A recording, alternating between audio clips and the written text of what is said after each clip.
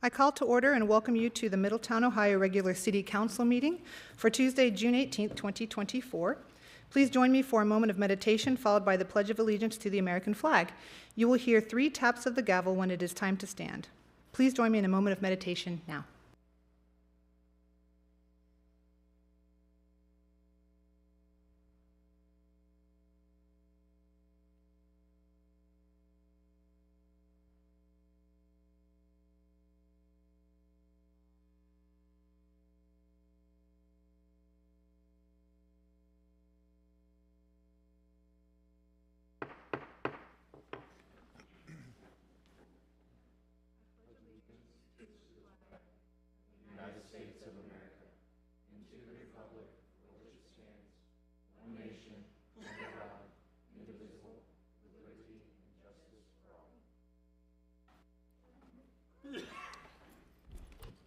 Clerk of Council, Mrs. Skank, please call the roll. Farrell? Here. Mrs. Carter?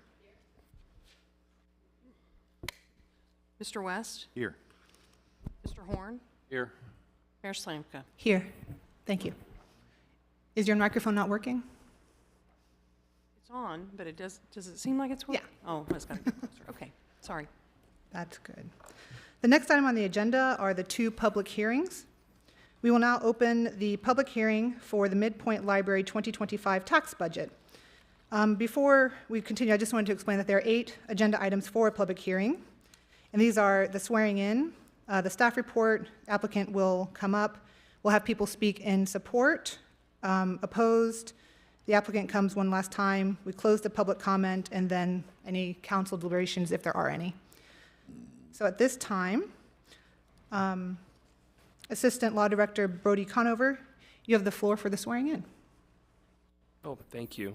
So anyone that'll be speaking tonight for the public hearing, we do need to swear you in, as the mayor mentioned. So I'll just have anyone that is going to be commenting, and this is just for the Midpoint Library hearing. So I'll have you raise your right hand if you're going to be speaking.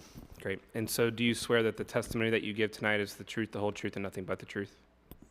Thanks. So when you're up there, just state your name, your address, and confirm that you've been sworn in for us. Thank you. Thank you. I would now like to welcome Ms. Foote to the podium.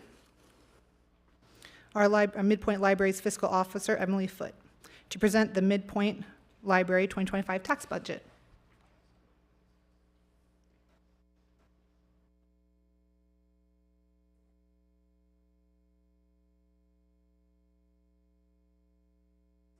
Let's check to see. I'm not sure if the microphone is working. I actually, can we turn the microphone on, please?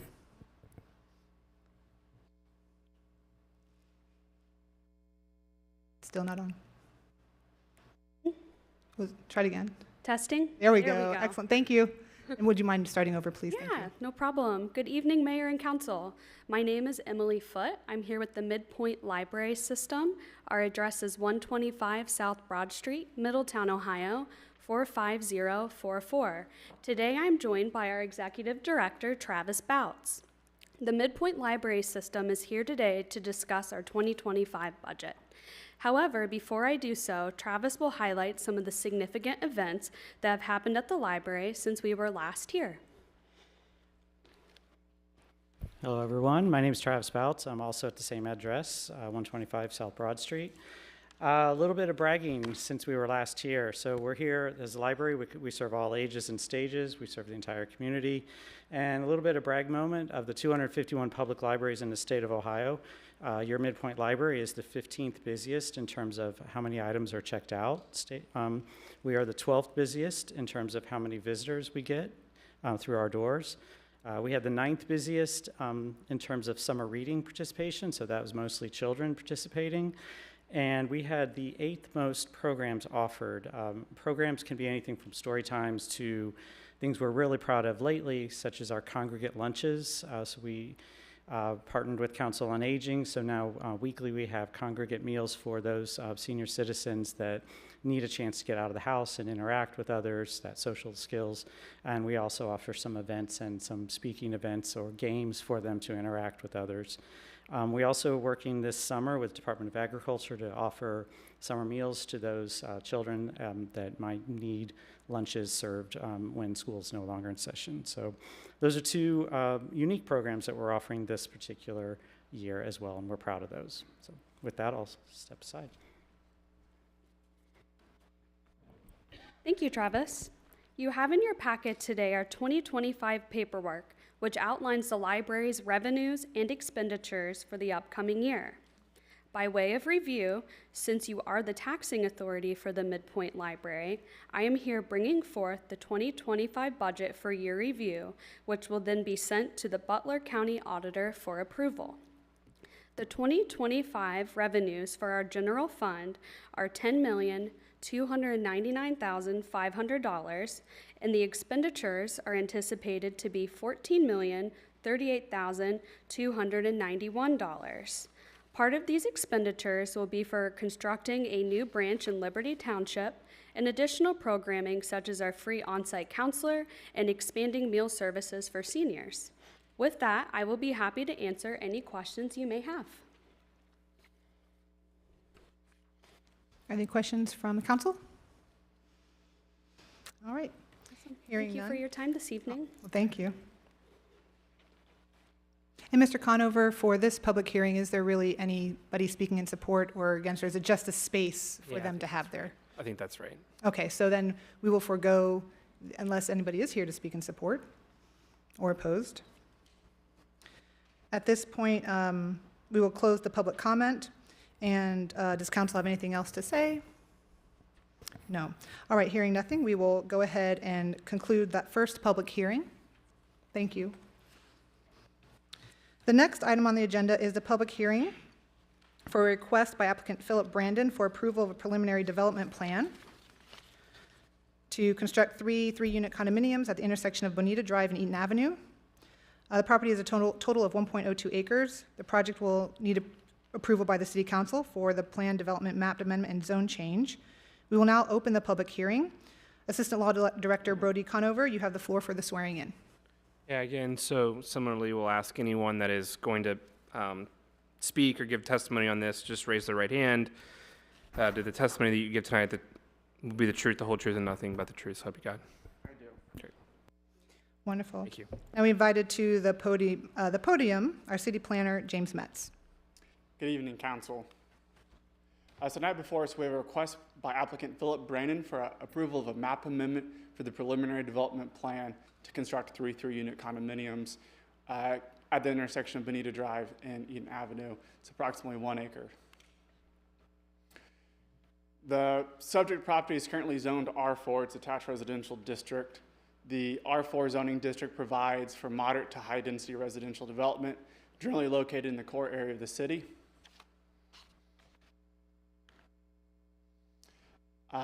Just some background information. Back in November 19th, 1979, the City of Middletown's Planning Commission approved a subdivision plat for 3 sets of 9-unit condominiums.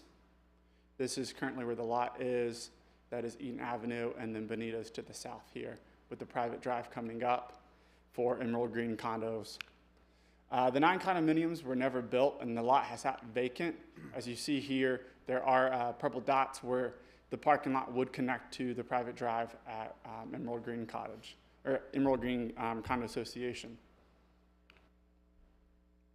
The future land use map designates this property as a mixed residential, and mixed residential is designed to support a mix of residential housing types and styles with varying prices and styles that can cater to a variety of lifestyles and preferences, with a focus on promoting development of new detached single-family homes.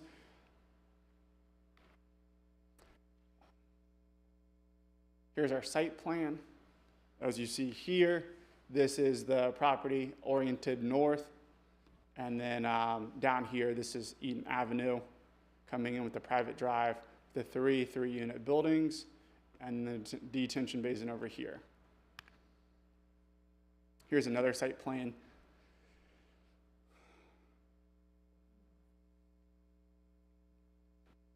But this time, it's oriented actually west.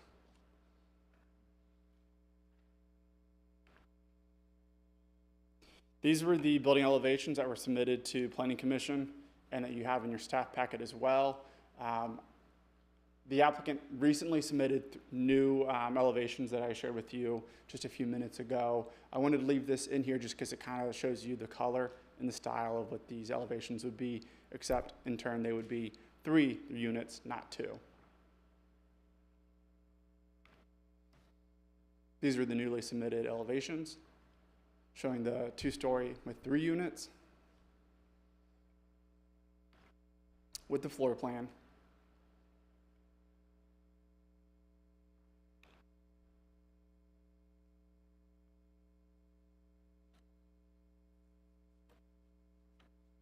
There will be 2 single stories, 3 units.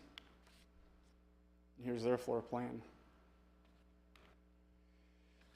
The applicant proposes a preliminary development plan and map amendment that would allow for the construction of 3 3-unit condominiums for the City of Middletown's Development Code, Chapter 120407, Zoning District Regulations. The purpose of Planned Development District is to provide an opportunity for creative and flexible land use development where base zoning district will not accommodate the proposed development, but where such development will further the purpose of the code and the goals and policies of this master plan. A planned development is designed to allow for deviations from certain zoning standards that would otherwise apply if not contrary to the general spirit and intent of this code. Planned development allows for deviations of from a development code, but not from public works regulations that they would have.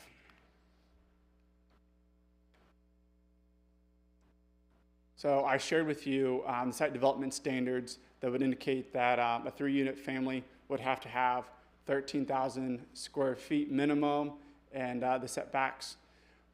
The front yard and side yard are a little bit shorter than what they would be, and minimum lot area is significantly smaller. The architectural standards for residential buildings: no building permit shall be issued without a determination from the Architectural Review Board of compliance with the standards set forth in this section, meaning that even if this plan development is approved by both you and then Planning Commission, it still has to go to Architecture Review Board for final approval of the building, the architectural standards. The first above-ground story of a residential dwelling shall have facades constructed of stone, brick, wood, stucco, cultured stone, cement siding, or hardy plank. The applicant intends to install with a 4-foot brick or stone veneer, and then the rest of it would be hardy board on the front, possibly vinyl on the side. I'll let the applicant confirm that. For residential standards for off-street parking requirements, a 3-family dwelling requires 2 spaces per unit. This applicant has a minimum of 2 spaces per unit for every residential dwelling, so he meets that standard. For the Middletown Development Code, Table 1226-1, notice requirements. Public notice was published in the paper, and letters were sent to all property owners within 200 feet of the property. All letters and emails that were received were forwarded to the Planning Commission and City Council. You received that in your staff packet as well. And then recommendations and decisions on code text map amendment applications shall be based on consideration of the following review criteria. Not all criteria may be applicable in each case, and each case shall be determined on its own facts. The proposed amendment is consistent with the master plan, other adopted city plans, and the stated purpose of this code. The proposed amendment is necessary or desirable because of changing conditions, new planning concepts, or other social or economic conditions. Proposed amendment will promote the public health, safety, and general welfare. The proposed amendment, if admitting the zoning map, is consistent with the stated purpose of the proposed zoning district. The proposed amendment is not likely to result in significant adverse impacts upon the natural environment, including air, water, noise, stormwater management, wildlife, or vegetation. Proposed amendment is not likely to result in significant adverse impacts upon other property in the vicinity of the subject lot. The Planning Commission recommended approval of the preliminary development plan to construct a 3 3-unit condominiums at the intersection of Bonita Drive and Eaton Avenue with a 4-1 vote on May 8th, 2024. In this approval, the Planning Commission requested that the applicant have the 3 3-unit condominiums face inwards with the new site plan as you see, so it comes off of Eaton Avenue. Initially, they were going to come off of the private drive off Bonita, and then also to install 6-foot tall privacy fence between them and Emerald Green Condo Association. Both those requests were by the local neighbors, and the applicant complied. That ends my staff report. Do you have any questions for me? Does council have any questions at this point? If we could go back to the review criteria, Could you tell us what staff decided for each one, or the ones that were pertinent? So when we gave our recommendation, the development committee gave our recommendation to planning commission, we recommended that planning commission follow the future land use map that's detailed in our comprehensive plan, which details a mixed residential. So we didn't cite a particular review criteria. We just stated that they follow the future land use map. All right, thank you. Hold on. So on this fencing that's going around, right now, or the way this is developed, it's only coming off of right now Eden is a cul-de-sac. It's going to open up, and that's what's going to go in, and it's going to pretty much dead end at the end of this development. Correct. So then there is no drive that's coming from the Evergreen condos. Correct. Okay. And they're building the 6-foot tall privacy fence. It's detailed here in the site plan. There will be a fence. I know there was conversation briefly between Emerald Green and the applicant about removing the fence and putting in a hedge wall, A natural fence. some sort, just because they're concerned that the fence would fall into disrepair. But that's a conversation between them at this point in time. But Brendan Builders did reach out to the folks that were in that area, and they did have a conversation. It was confirmed at the last Plan Commission meeting that they did meet. Okay. I'm not sure how many members met with him, but some did. But at least the builder did reach out to listen to our citizens' concerns, is my point. Yes, sir. That's all I want. Also, we're talking about the Emerald Green condos, where that wall or hedge will be put.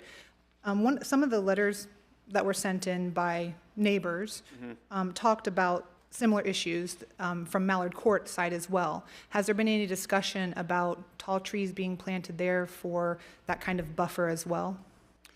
No, not from Mallard Court. So within 200 feet of, any property within 200 feet of this lot was sent a surrounding neighbor notice. So they were notified of it. We received, at least the people who did come to the meetings came from Eden Avenue and then from Emerald Green Condo Association. And then those are the two people, or the two groups of people I heard from. I didn't hear from anybody from Mallard Court. They Doesn't did mean send that some somebody letters. Yes, they wrote some Oh, letters. some of the letters Yes. attended, yep. So then we did get them trickle in, and as we got the letters, as they came in, I added them to the staff packet, which you have now. But some of those letters came in from the very first planning commission meeting, I think that happened back in March. And then I kept all the letters and forwarded them to you.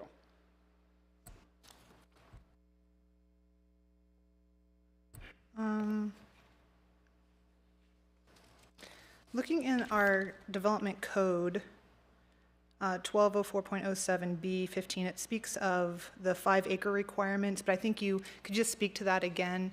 You mentioned how that was, can you speak to that, please? Yeah, I don't have the development code in front of me right now, so I can't, but there is a section that states that there are special circumstances which can be identified that would allow for a planned development to come through less than 5 acres. What were those special circumstances? I would have to go back and look at the development code. I don't have it in front of me right now. Oh, no, it says that, basically it says there are, if there's a unique situation, but that's all it says. So that's why I was asking, what was the unique situation or the special circumstances in this case? Okay, that's okay. And then, let's see here. And is Philip Brandon here tonight then? We have? Yes, there, okay, great. Does anybody else have any more questions at this point? No, all right, thank you. And now I'd like to welcome our applicant, Philip Brandon, to the podium. Please just go ahead and state your full name, your address, and that you have been sworn in, please. Phil Brandon. Oh, you must have not been here when we did it. So do you swear the testimony that you're going to give tonight is the truth, the whole truth, and nothing but the truth? Thanks. Well, good evening. I think Mr. Metz has done a pretty good job giving you guys an overview of the project. This has been a pretty exciting project for us. It's about 1.5 years in the making, and it really arose of a need in this community, 2 big needs. You know, we get a lot of people coming into the office looking for new construction sub $250,000. Unfortunately, with the cost of materials and labor, it seems as though the starting price tag for new construction is somewhere in the 300s. And so we get a lot of service or a lot of requests for that in particular. And then second, we have a very aging population here in town. We work almost exclusively here in town with a lot of folks who we call age planners, folks who are coming in and saying, hey, we love this community, we want to stay in this community, and there's not many opportunities for low maintenance housing. And so anytime we're looking and scouting for land, we always have a rubric or a use case that we're really trying to achieve. That was the use case for this particular piece of land. When we found it in the R4 high density district, and then also found that it was formerly slated for a 10-unit development, we found that this was probably a really good opportunity for us to move forward and put forth a plan. And so after negotiations with the landowner, understanding more about the land, we came up with the initial proposal. As Mr. Metz said, we've spent a ton of time with the community. One of my big philosophies in any development that we do is I want to make sure that not only are we welcomed in the community that we're developing in, but that they're excited. And so if you would have seen the first development, which I think Mr. Metz briefly showed, versus what we proposed here, it's night and day. And that's mostly a testament of the Emerald Green Condo Association. I've met with 6 of the owners over there. We've reached out to anyone who came to any of these forums or reached out to our office directly with any concerns, met with them personally, and same with all the folks on Eaton. Probably less of participation with Eaton. Of course, this particular piece of land was slated to be a part of the original development. And so I think the big concern of the folks at the Emerald Green Condo Association was the use of their private drive. And so some of the more notable changes that Mr. Metz had mentioned, the fence to create a privacy buffer. For us, it's 6 of one, half dozen of the other. We'll really leave it to the community to decide whether or not that's a vegetative buffer or a fence. The orientation change of the actual buildings themselves. And so all of those things in culmination, I think we really got to a really good point in our zoning meeting, and it's a good example of community at work. Other than that, like I said, I'm not going to belabor the point. This is a part of our cottage series, and so our cottage series in particular boasts homes that have a more modest footprint as far as square footage. That's how we're really controlling the cost and the design, but they still have a lot of the tenants that people have come to really expect with our brand. Some of those lifestyle aspects like high ceiling heights, architectural depth, all of those are on full display. They're just going to be accessible at a smaller square footage, which allows us to deliver these homes at a smaller starting price. So super excited about the plan. Really wanted to just avail myself to answer any questions that you guys had about the project. Thank you. Council? Yes. Thank you again for coming. And Of course. I do appreciate, because I'm on the Planning Commission as a liaison, and the fact that you did reach out to citizens and make an effort to do what you could to do this. One question, or a couple questions I have. Number one, these are going to be owner occupied? Yes. Okay. Yep. Is there going to be an HOA involved with this, or is this too small? So it will be an HOA. So we call these landominiums. And so condominium basically says anything within your 4 walls is going to be managed by you. Anything outside of that is going to be managed by a condominium. This is a little bit different because of the volume of units. And so anything under your particular roof line is still your responsibility, almost like a detached product. And that's how we can we've seen some really bad use cases of HOAs not really being able to keep up here in town. And so this is a creative kind of aspect that we've deployed in other markets for other products that's worked well. There still will be an HOA. There will be a common set of standards that people will have to comply to. And there's also going to be general lawn maintenance. Again, we're going for low maintenance living here, especially for the ranch units, because we're targeting an age planner. And so as far as lawn care, snow removal, all those things, we expect that there will be an HOA. They will manage those things as far as maintenance and upkeep and so forth. With that being said, since it's something unique, how long do you have an expectation on how long they have to be owner occupied? So this one, we have not made any, we've not spelled anything out. One of the things that we have kind of found with other times in which it has been explicitly spelled out for other developments that we have here in town, the homeowners really kind of quip at that because it takes a lot of other things off the table that you wouldn't expect. Like, hey, I'm a snowbird. I come here for the winter, for the summertime, and this is just a spot that I'm going to be here, and then I'm in Florida for another part. That short-term rental aspect, when you start to put some of those, the preserve at Roosevelt Ridge is a great example of this. We have a covenant that basically says, hey, you can't rent this out for the first 10 years of ownership. We were not so wise to prescript that short-term rental is okay. So it really does start to kind of dictate how people live and operate in their space.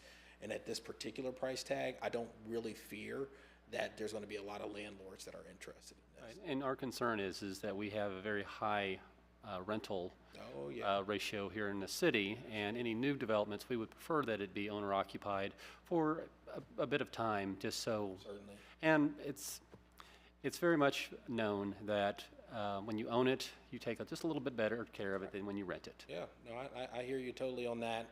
And one of the things that I would probably look to is the election of an HOA. That's typically what a lot of the developments that we see, they want to protect their property values too. And so when they're elected, you start to see some language in there to protect that. We as the builders are not going to be so prescriptive to come in and enforce that, but something that will certainly. Right. But you do have an influence at the baseline level to say, look, this is the reason why we bought these. We didn't want to buy because, that's all I'm going to say about that. Yep. Well, I'll say this to you. Traditionally, with kind of smaller units like this, if there's an HOA set up, most loan companies won't loan if the rental rate is too high percentage-wise. So that's in accordance with protecting property values. If you're loaning on something, it's not an investment property. So to bring it back, it's most likely most loan officers would not allow it to even get close to where there would be a similar amount of renters and home ownership, in my opinion. Correct. You had mentioned that the cost will be under $250,000. Do you have the price points for the individual layouts? So that's our expectation, under $250,000. What happens is once we actually get the full blueprints, we're operating on preliminary because there's been so much evolution from the time that we started this project to the time that we end. My expectation is that the ranch style units between 985 square feet and 1,115 square feet would come in around $235,000, and then probably give or take somewhere around 225 for our two-story units.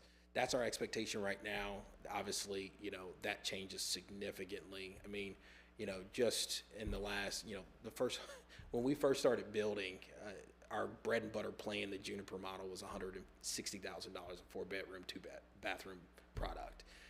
In a very short amount of time, that same plan is $325,000.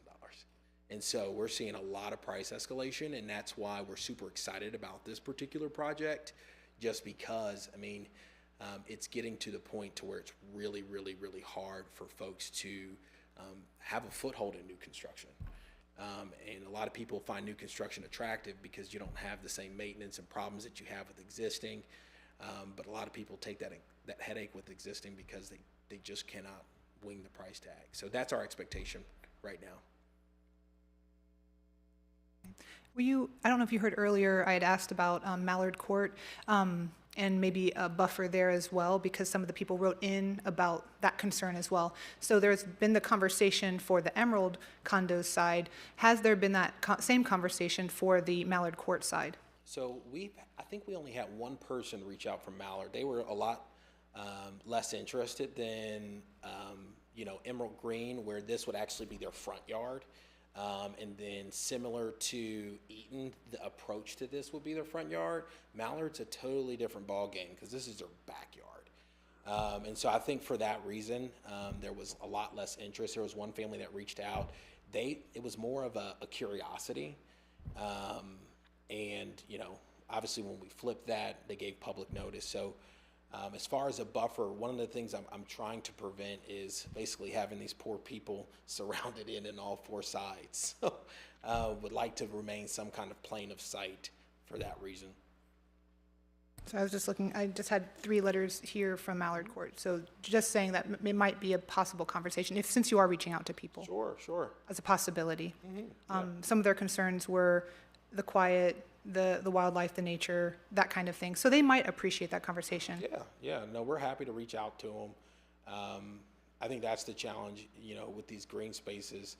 They kind of become quasi-public use for a long time because they sit empty, you know what I mean? And so I think that's the downside of new construction. There's a lot of upsides to development.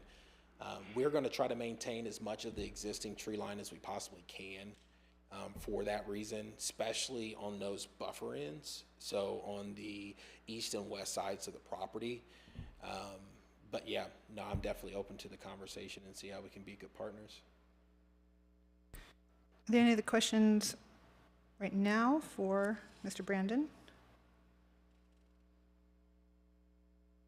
Well, thank you for the opportunity. Thank you. At this point, we would like to welcome people to the podium who are in support of the project and the development. Please do state your name and your address, and that and just confirm that you have been sworn in, please. I have been sworn in. You can vouch for that. My name is Debbie Howell. I am the interim executive director for the Home Builders Association of Dayton. Stressing interim. I was here asked to come and support Philip for this project. You obviously are aware the state of Ohio has been working very hard at bringing more jobs into our area even, and we do have quite a few coming in. We have at the Home Builders Association what they call a Builders and Developers Forum. We have it at each county. And I have listened to a lot of the county officials talking how there is no housing for these businesses to come in. We have the Honda plant coming into Fayette County, which can very well bring people even over here to live, because there is no housing in that area. The average cost of a new home today starts at about $400,000. That's the average cost. And Mr. Phillip is discussing having condos ranging $200,000. That will help tremendously a lot of people. You do have a lot of people, and I can speak for this one very well since I am old, a lot of people wanting to downsize. They can't afford to do that today because they are Social Security, limited income, so they're stuck in the houses that they're in. And if he's planning on having some that are a single level, that will definitely help the older people that want to come in and live a quiet life. But the other option is you're also helping some of the younger people, because that is some of the things that I have been listening to myself since I've been in this position. A lot of the younger people are talking because they've gotten married. When am I going to be able to afford a house? When am I going to be able to afford somewhere that I'm not spending $1,500 to $2,000 on rent, and I can't save any money for a down payment? A $200,000 condo would be a huge investment for a person like that, to be able to come in and actually start accumulating some money to be able to eventually maybe sell that and move into a house with some land. But I am in here to support Brandon. Brandon Homes, they do a beautiful job. I don't know if anyone has ever seen anything that they have built. I have. He had just built a home for a veteran, and I did go through that. It was absolutely gorgeous. He does beautiful work. and I'm not saying that just because he's a member of our HBA. He also will have 2 homes in our Homerama in July, so you could get out and take a look then. He's very meticulous with his work. I don't think this is going to be anything you're going to have to worry about it falling down or deteriorating at a fast rate. He does a beautiful job. But I do think that a quality, affordable condominium area that a younger person can afford or an older person could move into to live their final days, or as he said, to piggyback off of him, maybe they have a place in Florida and they want to, you know, or they could afford to buy something like this and have a place in Florida and then come back here.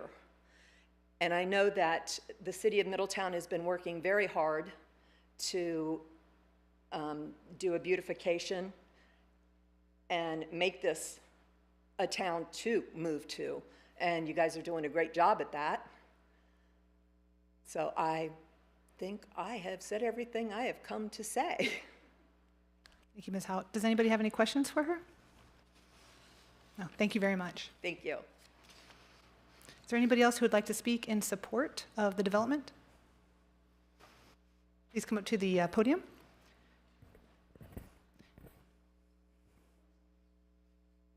And again, please do state your name, your address, and that and confirm you've been sworn in.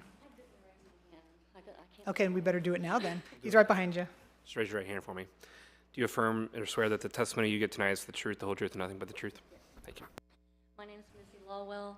I'm a realtor in the area. I've been an appraiser since 2004. I've lived in Middletown since 2019. And I wanted to come to support Brandon Homes. I've seen their product. I've worked with them. They do a great job. He has a heart for this community, which I think is huge. I wanted to speak to, we talked about rentals. You know, with prices being the way that they are, we really do need this price point with new construction and development so that people can buy without renting and get a great product and a great home. There are many things that I could talk about, but mostly the people that I work with on a daily basis a lot of them want to stay in Middletown, but we don't have the inventory and we don't have many new constructions, and so we're losing people to other areas. So I would really, really love to see this this landominium development happen. That's really, I just wanted to show support. Thank you, Ms. Lawwell. Any questions for her? No? Thank you. Are there any other people who would like to speak in support of the development? Please come to the podium, state your name and address, and confirm that you have been sworn in. If you have not been sworn in, you can do so now. My name is Julian Reynolds. I have been sworn in. I work for Crane Consumables as a quality manager. It's like, I guess that's right in between Middletown and Monroe on Wright Drive. So I work with a lot of younger, well, I guess I'm pretty young, but a lot of the younger generation, they're about 18 to 28. They're looking to buy housing, and they're always complaining about, you know, most of those guys are from Middletown. They went, instead of going to college, they went straight to the workforce, and we get a lot of people like that.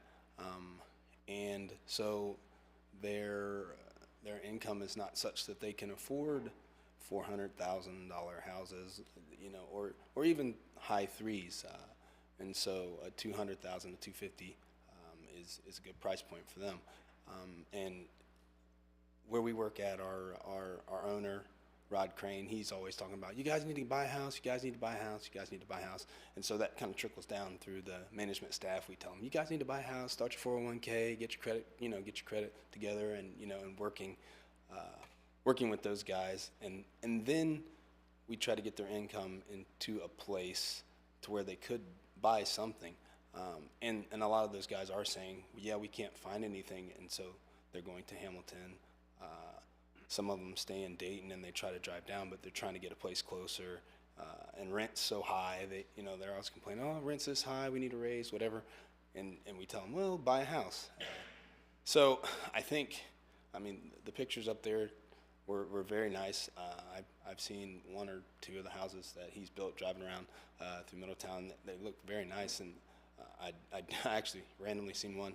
I used to go to school in Carlisle, so one of the Homerama homes, I think maybe a couple years ago, we saw it, and we're like, wow, you know. And so those houses, that quality of houses being built in Middletown, even landominium or whatever, it's an affordable home for people who may not have a chance otherwise. So I just wanted to come and say that and be in support of good quality housing coming to Middletown. So. Thank you, Mr. Reynolds. Any questions from the council? No, thank you very much. Would anyone else like to speak in support of this development? Seeing none, the next item would be if there are any neutral comments. Anyone? Seeing none. The next would be if there are any people who would like to speak who are opposed to the development. Seeing none, we will move on. And Mr. Brandon, you can come up one last time if you wish.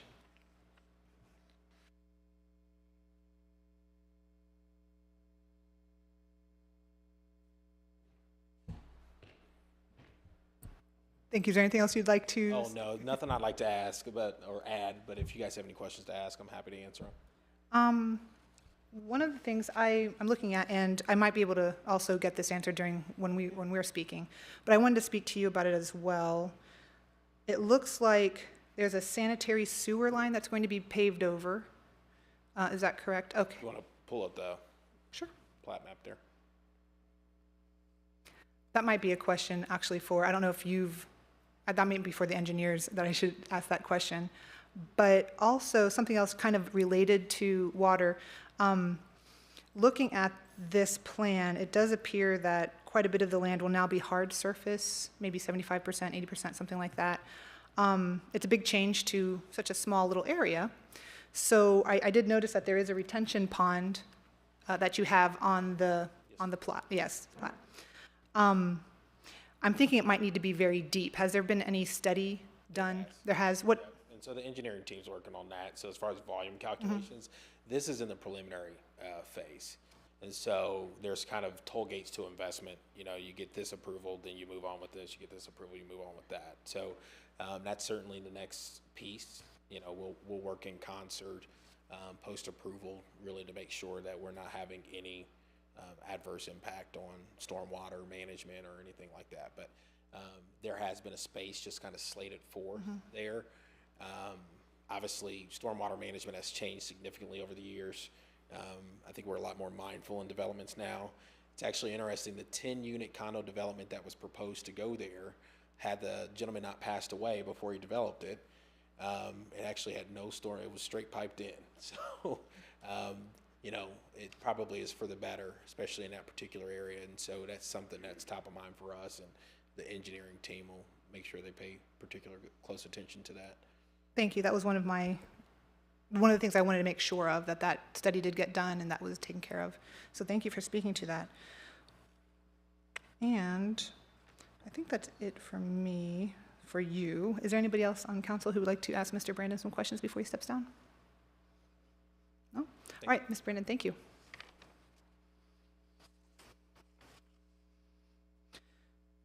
Okay, at this time, are there any other public comments? One last chance. Okay, seeing none. Before I move on, I just wanted to ensure, has anybody else from staff or the applicant received any written communications other than what we already talked about? Okay, this concludes the public comment portion of the public hearing. We will move on to council deliberations. There are no interruptions at this point, but we do encourage you to stay for this as well. Does council have any questions, any further questions for Mr. Metz or anybody on staff? I did have a question, maybe Chief Snively might be able to answer it. Just looking at it, the former layout showed some sharp turns. This one looks like the layout just goes straight through to the end. That's what I'm thinking, Mr. Metz, is that correct? Okay. And so as far as fire trucks and safety, just wondering if that's pretty standard and normal. Short fire Various truck. subdivisions around the city, it's standard, yes. Yeah, so this is all standard, all normal. Absolutely. All right, perfect, thank you. Yes. That works for me.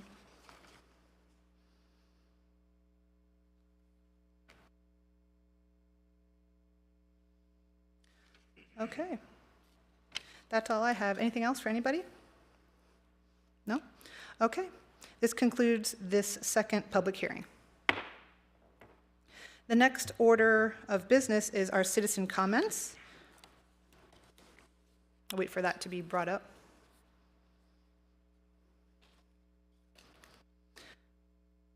And yes, please read bullet number 4 of our citizen comments guidelines on the screen behind us as it pertains to your presentations. A respectful professional presentation is expected. Personal attacks on staff, council members, or other individuals will not be tolerated. There will be no foul language. This is not the time for debate, questions and answer, or any back and forth conversation. This is a time for you, our residents, to be able to present to council on record, uninterrupted, and have the floor. We have received 4 comment cards this evening. I would like to call Gabriel Shainline to the podium. Please do state your full name and Middletown residence or work address for the record. Please address the council as a whole. You will have 4 minutes of uninterrupted speech, and we're pulling up the timer right now, looks like. One moment, please. And make sure that microphone is working. Testing, testing, testing. I think you might have to speak very closely to it. Okay. Yeah.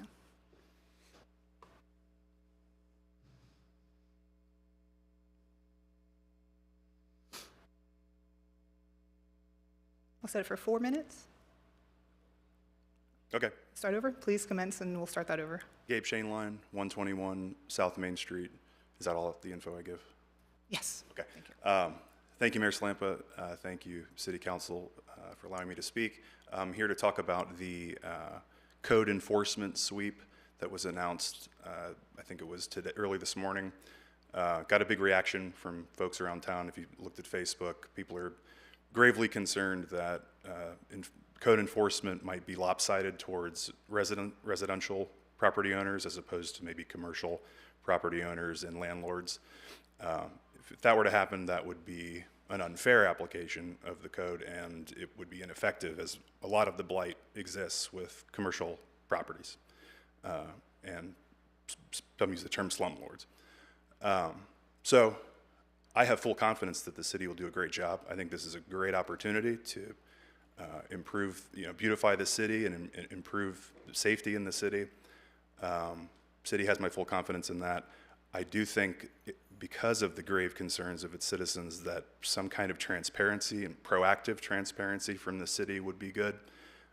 Obviously, people know what the problem addresses are. They can submit a FOIA request for every South Main home that gets dinged. I would be looking for one of the problematic downtown properties to see if they're being subject to the same scrutiny. So I would hope that there would be some kind of reporting with what types of buildings are getting dinged or cited, where are they getting cited, and with what frequency are they getting cited.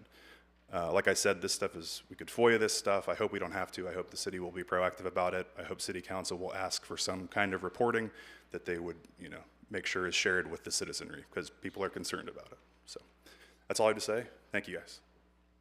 Thank you very much, Mr. Shainline. Next, I would like to call Jeremy Lukinas to the podium.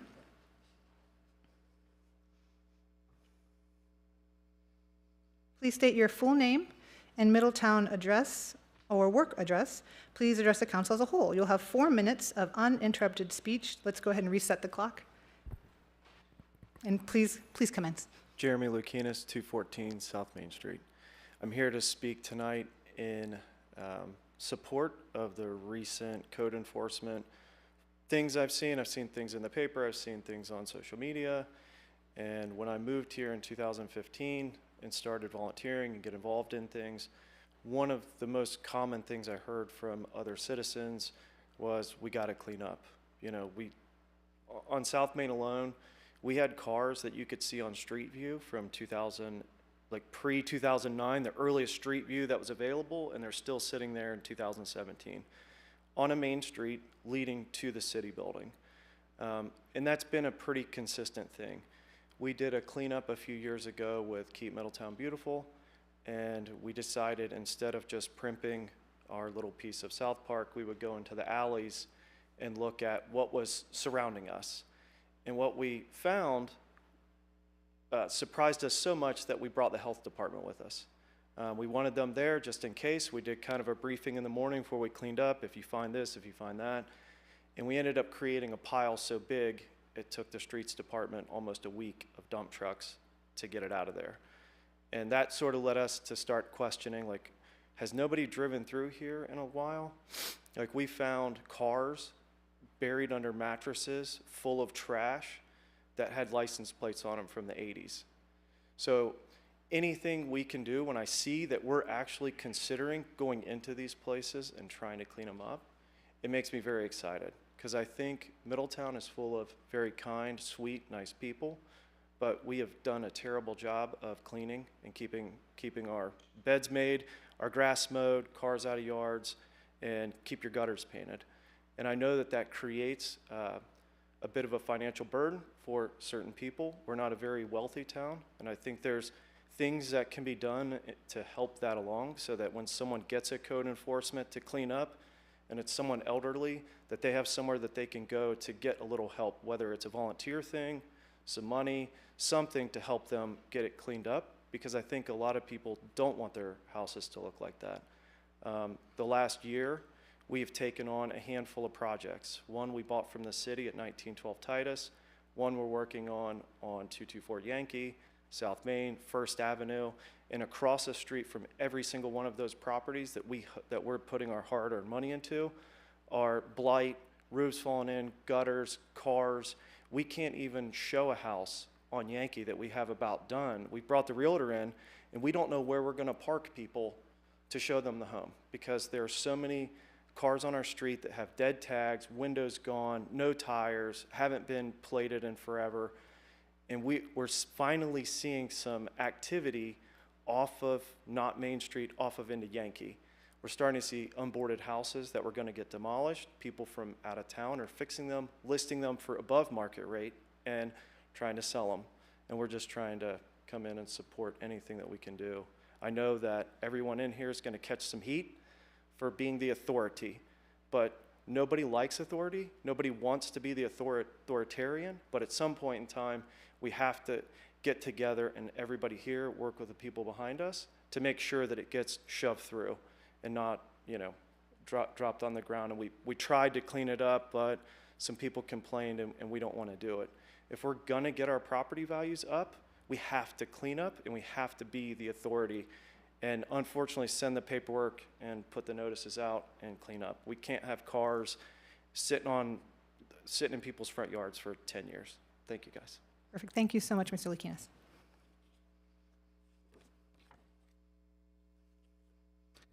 I would now like to call Nicole Condrey up to the podium. Please state your full name and Middletown residence or work address for the record. Please address the council as a whole. You will have 4 minutes of uninterrupted speech. We'll reset the clock. Please commence. Hello, Nicole Condrey, 1407 Wren Street. It's great to be over on this side of the podium. I appreciate everything you guys are doing, and I came up to here to say thank you, thank you, thank you for the code enforcement efforts. I almost wanted to cry when I read the newspaper and what's going on as far as Middletown's plans to take code enforcement seriously. You all know it was one of my major pushes that I really believed in our city. And I hope tonight my comments can help you guys as talking points when you're speaking with citizens and engaging the community on the topic, because we all know, as Jeremy said, it creates some tension. If I don't get through everything, I'll send it an email to you. But if we take care of our properties, they'll take care of us. That's the bottom line. Code enforcement is at the heart of nearly all of our challenges in this city, whether you see it or not. It has great potential to also curb crime and violence, which is another topic we've been trying to address recently. Most of what code enforcement involves is a free response. I know people think it's going to cost a lot of money, but for the most part, a lot of these things are just pick up the trash off your front porch. Sometimes all we need is a nudge to move on things that we've placed on a pause, like the abandoned vehicles with expired tags. You can sell and scrap these things. Like, they're worth money, so make money from it. Maybe people need a nudge to get some money in their pocket and not let it sit on the street. You almost certainly are going to get more than your money's worth in fixing these code issues. Abiding by our city ordinances means showing yourself, showing your neighbors, and your guests that you respect them. It means demonstrating your Midi pride. The United States of America was organized such that we all are as free as possible. We have the freedom to choose the community in which we want to live. We have different states, counties, cities, villages, townships, even HOAs, that all with different laws, which that community chooses to abide by together. In cities, we expect a certain level of government services, public works infrastructure, maintenance, law enforcement, fire, EMS, health codes, parks, community events, visual beautification, to name a few. Maintaining these services requires funding. To obtain requisite funding, we need to promote investment and quality job creation. To entice people to invest their time and money in Middletown, we need them to feel welcomed and see promise and pride in our city. It comes down to code enforcement. If you prefer to park your car on your grass, leave your trash elsewhere, allow grass and vegetation to grow wildly, allow your house to decay, you're free to do so. But you have to find the appropriate community in which to live that allows that. For many people, they've chosen to prioritize those freedoms and move into a township with fewer rules. And that is completely acceptable. But you have to know that wherever you live has a set of rules, and you choose to live there. I heard mentioned that the city needs to do the same on its own properties. I agree. If we're going to maintain control of properties, we need to be the shining example of property owners. So we have to take a look at ourselves as well. The idea of focusing on certain areas in a blitz fashion is brilliant. I love it. Moving your household alone is brutal and takes forever. So of course, you're going to engage your family and friends, and all of a sudden that daunting task makes the work light. Many hands makes the work light. It's a great idea. I love it. It's how we take on large projects with maximum efficiency. I highly encourage, I like the idea of transparency. Again, I come back to vehicle tracking. The fact that we don't have it yet is really a shame, but it would really help our citizens to know where are the vehicles going, and also to help our code enforcement know where they've been and where they haven't been. So thank you, thank you, thank you. If we take care of our properties, they will take care of us. And I hope the courts are on board as well. Thank you. Thank you, Ms. Condrey. We have one last citizen comment card this evening. I would like to call Zach Wiepren to the podium. Please state your full name, your Middletown residence or work address for the record. Please address the council as a whole. You'll have 4 minutes of uninterrupted speech. Let's reset the clock first before you start. You may commence. Thank you. Thank you very much for your time. My work address is 1654 Springfield Street in Dayton, Ohio. I was just coming here to introduce myself to City Council and Mayor and City of Middletown. I'm a local entrepreneur. I started my first business in downtown Cincinnati about 15 years ago. I was in the restaurant industry for about 10 years, built about 15 restaurants across the state of Ohio. When the medical cannabis program was created back in 2017, I actually grew up in Dayton, Ohio, where Gabe Shainline, ironically, who just spoke, went to high school with me. But I grew up in Dayton, and my father and I got into the cannabis business. We applied on a warehouse in Dayton, ultimately won a cultivation and processing license, and we've been operating in the state since 2020. We currently employ 130 employees and anticipate having somewhere between 400 and 500 employees in the state over the next few years. I saw that the cannabis dispensary stuff is on the agenda today, and I just wanted to call and stop by, introduce myself. I'm looking to be one of those 5 potential dispensaries. I'm looking at a couple different buildings and looking to invest a lot of money into the community, and just wanted to show up, introduce myself, and develop a relationship with everybody in the room. So thank you very much for your time, and if you have any questions, I'd like to be a resource for anybody that has any questions. Thank you. Thank you, Mr. Wiepren. That concludes our public participation. The next agenda item is council comments. We will begin to my left with Councilmember Farrell, followed by Councilmember Carter, and then to my right with Councilmember West, followed by Councilmember Horn. I will speak last. Mr. Farrell? Thanks, Mayor. I'll be quick. It's funny, Nicole, former Mayor Condrey.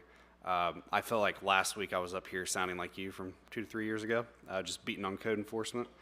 And I guess that's where I'm at. But I've read, like, I think half of Middletown has commented on the post today about code enforcement.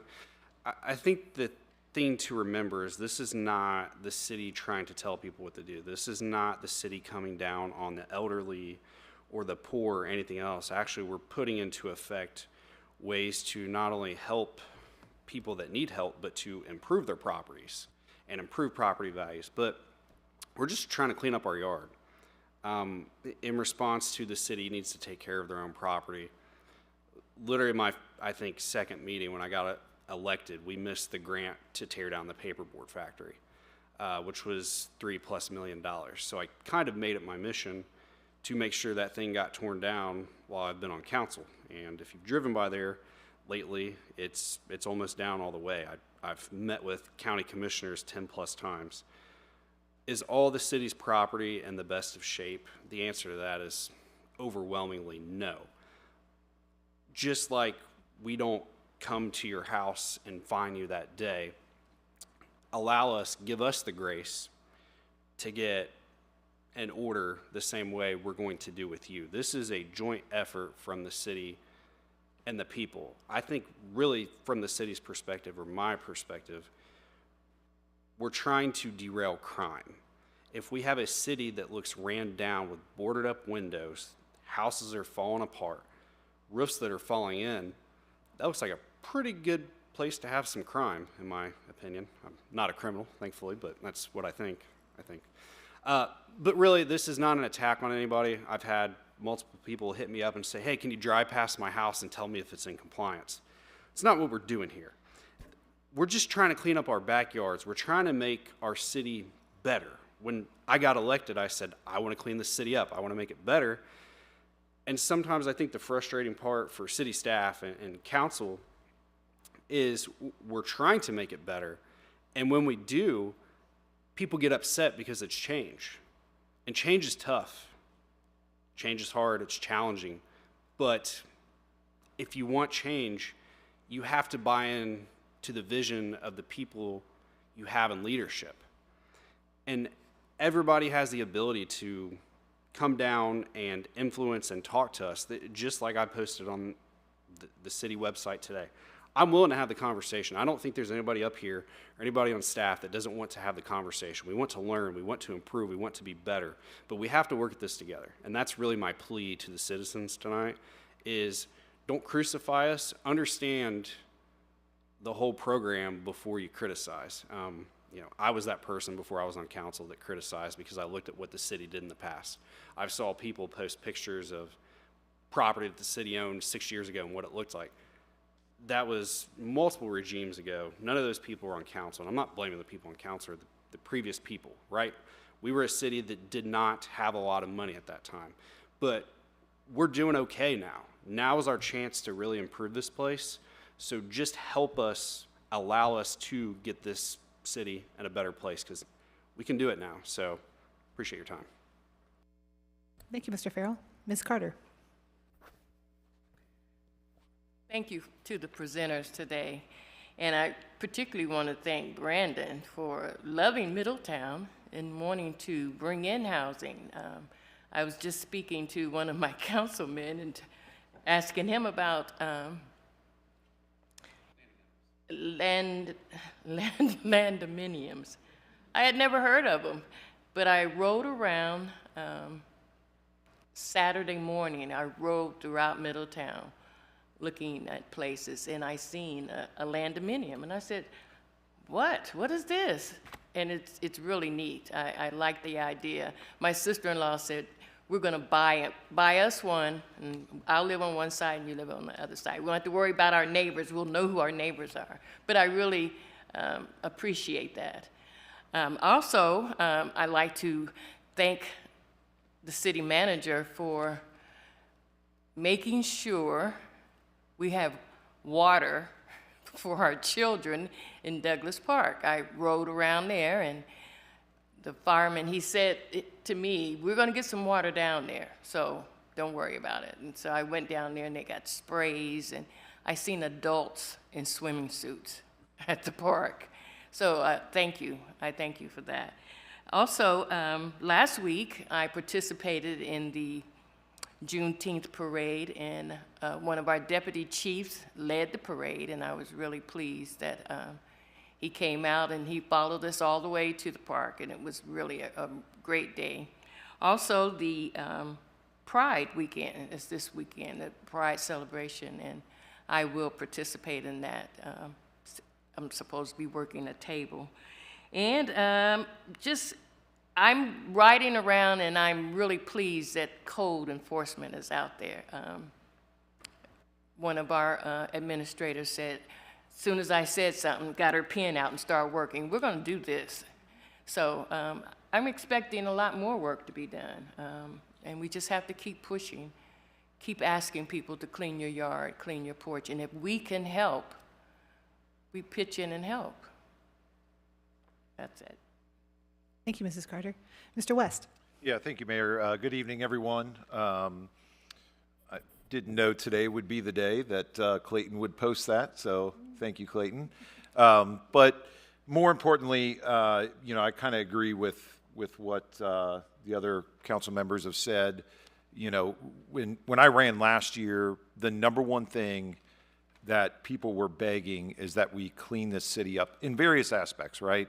Could be through code enforcement. It could be, whether it be, you know, specific properties, commercial properties, could be city properties. It could also, you know, a lot of folks were advocating for programs to help homeowners make these improvements. And I can say this, everybody up here, we listen to everybody. Douglas Park is a great example.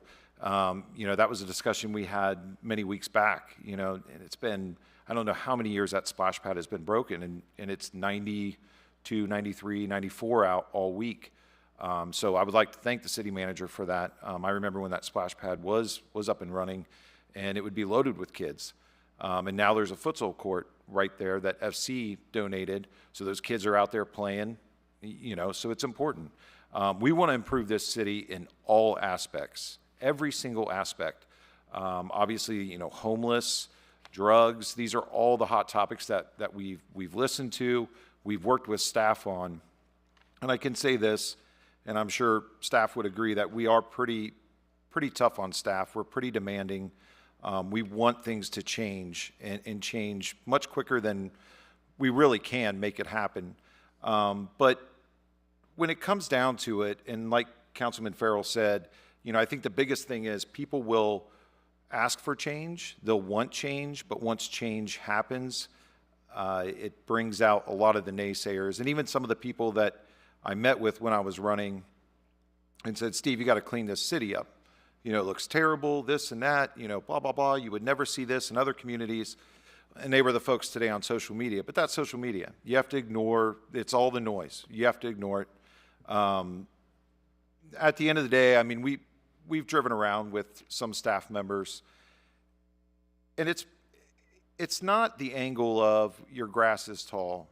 There are properties in this city that are severely neglected to where it becomes a health and safety issue.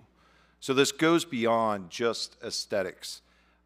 We see kids playing outside, and you know, there's trash everywhere. I mean, one of the examples that I brought up 2 weeks ago, when I made some of those things that the media quoted, you know, I drove by that piece of property again today, the new Dollar Tree down the street. They just had the ribbon cutting ceremony, and guess what? Weeds are tall, there's trash everywhere in the parking lot. I mean, you just had a ribbon cutting ceremony, and you're on arguably one of the busiest intersections in the city, if not, you know, really in this county. And so it's just little things like that. But then when we get into some of the neighborhoods, we understand we're not a very wealthy community. There are a lot of people on fixed incomes. There are some issues with slumlords, there are, but that's why we want to expand the grant program. We want to be able to help homeowners. We're willing to do more trash bashes. But, you know, I want to just tell folks around town that we're willing to have the conversations. We're willing to listen to anybody. We're willing to help the community out. We're willing to make an investment. You know, for the first time in many years, Middletown has the financial backing to where we can invest back in our communities, whether it be the parks, whether it be youth programs, or even helping property owners maintain their properties or fix their properties, or offering free dumpster days, things like that. We're willing to do all of those things, but you have to understand with those things, it could be a little bit uncomfortable from time to time, but that's how we improve this city. You know, when we look at other areas, whether it be in Cincinnati or Dayton, when we look at neighborhoods that have really made monumental changes, think of how they did it. It wasn't just from sitting back. It was having a plan, having some resources, having help from local government, and getting property owners involved and everybody working together. You know, not long ago, back in the 90s, look at OTR. You know, look at OTR, that's a prime example. That community has made a massive change, and that's probably one of the, in my opinion, it would be harder to change a community like OTR than some of our neighborhoods here. And so it can be done. The negativity doesn't bother me. But just know that here on council, a lot of people look at us as we're against the common resident. But I can say this, as many negative comments as I read today, there were 10 times more positive comments or people advocating and begging me the last few months, you've got to clean this city up. So I'd like to applaud staff. I mean, it's a tough position to be in. Paul, you're not on Facebook, so I can start forwarding things, but, enough. I'd like to thank you guys because I know it's not easy. It's difficult conversations. It's hard to change government, whether it's at a local level or federal level, but the tide's turning. You know, we have another trash bash coming up next month, and I advocate for our neighborhoods, our communities to work together on that. Not everybody has a truck. Not everybody has access to be able to haul things, those types of vehicles. So everybody work together. You know, you can reach out to us. You know, we'll be around that day hauling stuff. So thank you very much. Thank you, Mr. West. Mr. Horn? Thank you, Mayor. I want to talk about two different things here, new and existing.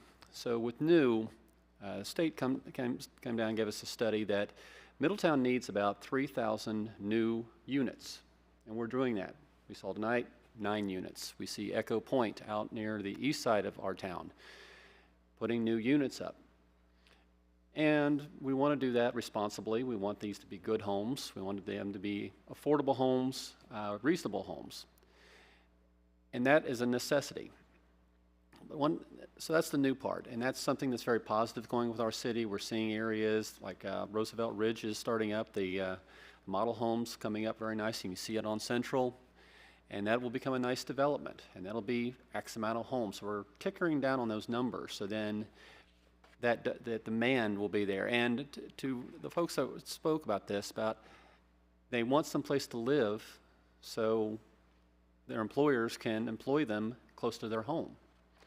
So that is very important for us to do in Middletown. My background is in construction, and also I did home inspection for a minute, but I was too busy being an electrician, so I just let that go by, but I learned a lot. And one phrase that we always had to use was when you was writing a report on the equipment in your home, the most expensive thing, your roof and all your mechanicals, being your HVAC, your electrical, your plumbing, is that this device has outlived the manufactured recommended lifespan. Most homes that are built, the recommended lifespan before you have to start doing some needed repairs is about 25 years. We're going to hit 2025 this January. So that means homes that were built in 2000 need the necessary recommended repairs, let alone the homes that were built in 1975, 1965, 1924. But it's the effort that you take of power washing your vinyl, of cleaning up the garbage around your home, and just making the effort to make your home nice. And what's more infuriating is when you actually do that, and then your next door neighbor's like, whether it's owner occupied or rental, you do take some pride in it. And in our city, which we are in a steel town, so that's going to have to be a little extra effort at times. But if you think about from Braille to the river and all points wide, most of those homes are 50 to 100 years old. And those, they're going to need maintenance, and we're making that effort here to help folks with that. But again, it's taking that pride with the new and existing, because again, you might not be able to afford that new home, even at a nice price point of $250,000. You might have to start your first home at $150,000. Take that pride in that, be it new or existing, and that will draw employers. That will draw people to our city, that we are taking a true effort, be it brand new or you're going to fix a home up that someone maybe lived their whole life there and they took care of it, but then now it's your turn. It's kind of nice sometimes when you see that. I've actually had a situation where I was finishing, a person was done, they moved out, they went to Florida, and then a young couple went in, and I went in as an electrician and changed all the light fixtures out and everything else because that was not their vibe. So it's kind of nice when you see a home being repurposed, but it has to be maintained. Every 25 years, that vinyl has to be, something has to be done. That roof might need a second set of shingles or completely reshingled. That HVAC unit, that water heater, everything that goes in there, it does have a lifespan. Now we want to get as much time out of it as we can because things are not cheap. But just keep that in mind that we're trying to really do our best here. And we have such a great opportunity because we are a city that has been here. All the other cities and townships around us have grown up, but we were here first. Back to you, Mayor. Thank you, Mr. Horn. I have about 9 comments this evening. First, I would like to just talk about the heat wave a little bit that we're experiencing in the city this week. We have some words from our health department, our Middletown Health Department, and our health commissioner, Mrs. Philip Carter. So what you should do during the heat wave. In Butler County and Middletown, the forecasts predict dangerous heat today and in the coming week with the heat indices in the low 100s. So, of course, drink adequate water. Keep away from soft drinks and alcohol. That's prescribed. Soft drinks can exacerbate dehydration and increase the potential of getting kidney injury. Alcoholic drinks should also be avoided since they can increase urine output, boosting the risk of dehydration. So it is essential to refuel the fluids you lost inside your body with drinking water. It is much better to bring a water bottle to avoid dehydration as you go outside for any activities. Also wanted to just say, check on elderly and pets. It is important to be a good neighbor and check on your elderly friends and family as they are at higher risk of dehydration due to age, medications, and more. Pets should also not be left outside for long periods of time as animals can dehydrate as well. And lastly, it's better to stay inside throughout the hottest times of the day if you can. If there is no necessary outdoor activity or event, limiting the time of sunlight exposure and staying inside the building during the hottest part of the day is safer. And while inside, our health commissioner, Mrs. Phillips Carter, recommends closing the shades, curtains, and blinds to cool the room down. Please keep that in mind. So it is going to be very hot this week, but we also have a lot of fun events like Mrs. Carter was talking about, not only this week, but also throughout the summer. So keep those things in mind throughout the summer as we enjoy Middletown. So again, Middletown celebrated Juneteenth this past Saturday on June 8th this year. There was a parade, all kinds of fun at Douglas Park. There'll also be a small celebration tomorrow, actual day of Juneteenth in Douglas Park. And please email Ms. Raven Jones at RAVYN as in Nancy Jones 94 at gmail.com for more information. There are 2 big festivals coming to Middletown this weekend. On Friday, June 21st, as was said before, will be the Pride Festival celebrated in downtown Middletown from 5 p.m. until 10 p.m. with vendors, activities, raffles, live entertainment, a silent disco, and more. Please be aware that a small part of our downtown streets will be closed for the festivities. Specifically, that will be Central Avenue from Main Street to South Broad and Broad Street from Central Avenue to Manchester on the north side. Also this weekend, on Friday, June 21st, Saturday, June 22nd, and Sunday, June 23rd, is The Festival, hosted at St. John the 23rd. This used to be called the Fenwick Festival, and I lovingly call it the Falcon Festival. Maybe that will catch on, maybe not. But there are rides, games, funnel cakes, a beer tent, and so much more. For more information, including daily hours, please visit the website at www.stjohn23rdschool.org. That's written stjohn23school.org. Our next Food Truck Friday will be at Sunset Park on Friday, June 28th from 5 p.m. to 8 p.m. The theme is Red, White, and Blues. For more information, please email Jerry Lewis at jeril@cityofmiddletown.org. Middletown's Independence Day Festival will take place on Wednesday, July 3rd at Smith Park from 5 p.m. until 11 p.m. with a beautiful fireworks display beginning at 10 p.m. and a lot of fun that night. Don't miss it. Our July Middletown Farmers Market dates, there are 2 dates every month, are July 7th and the 21st from 10 a.m. to 2 p.m. at the Bus Depot in downtown. I'll speak more to that next meeting. We are still taking, our development services is still taking applications for Middletown's home improvement repair program. As you know, this is, as has been spoken of, as you may not know, this is a pilot program grant for up to $3,000 for homeowner exterior home repair projects in the Mayfield, Sherman, and Oakland neighborhoods.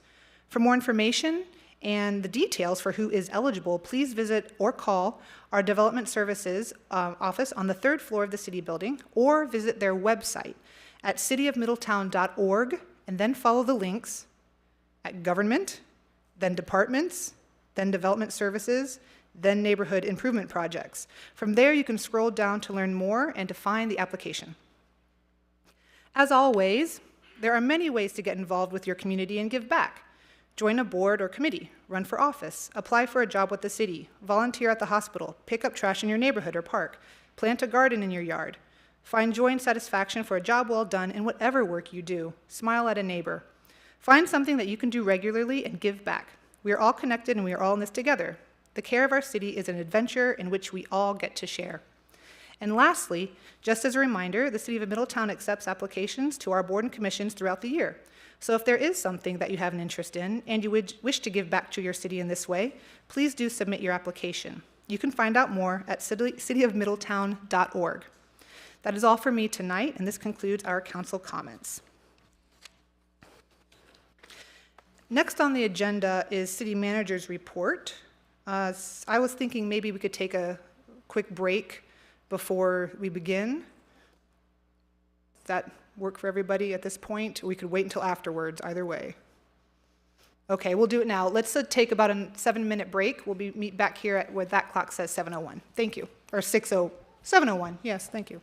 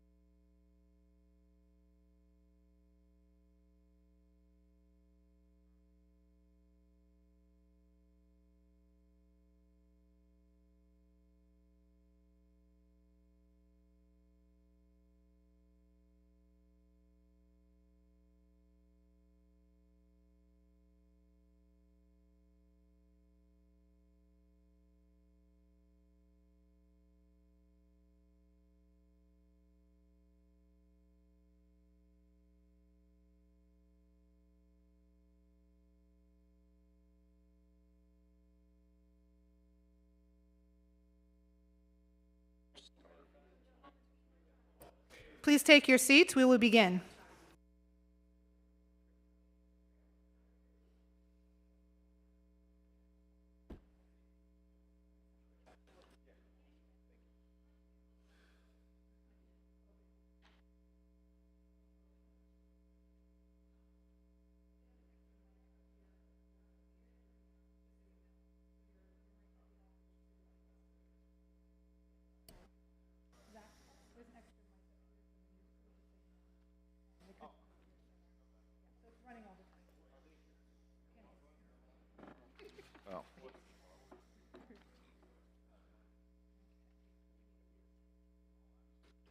Is everybody back?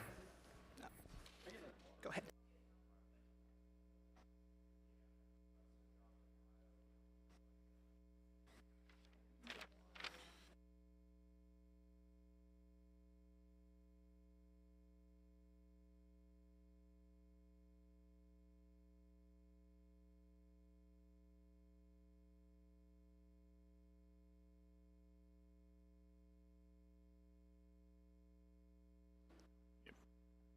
We can move ahead without Amy. Got it.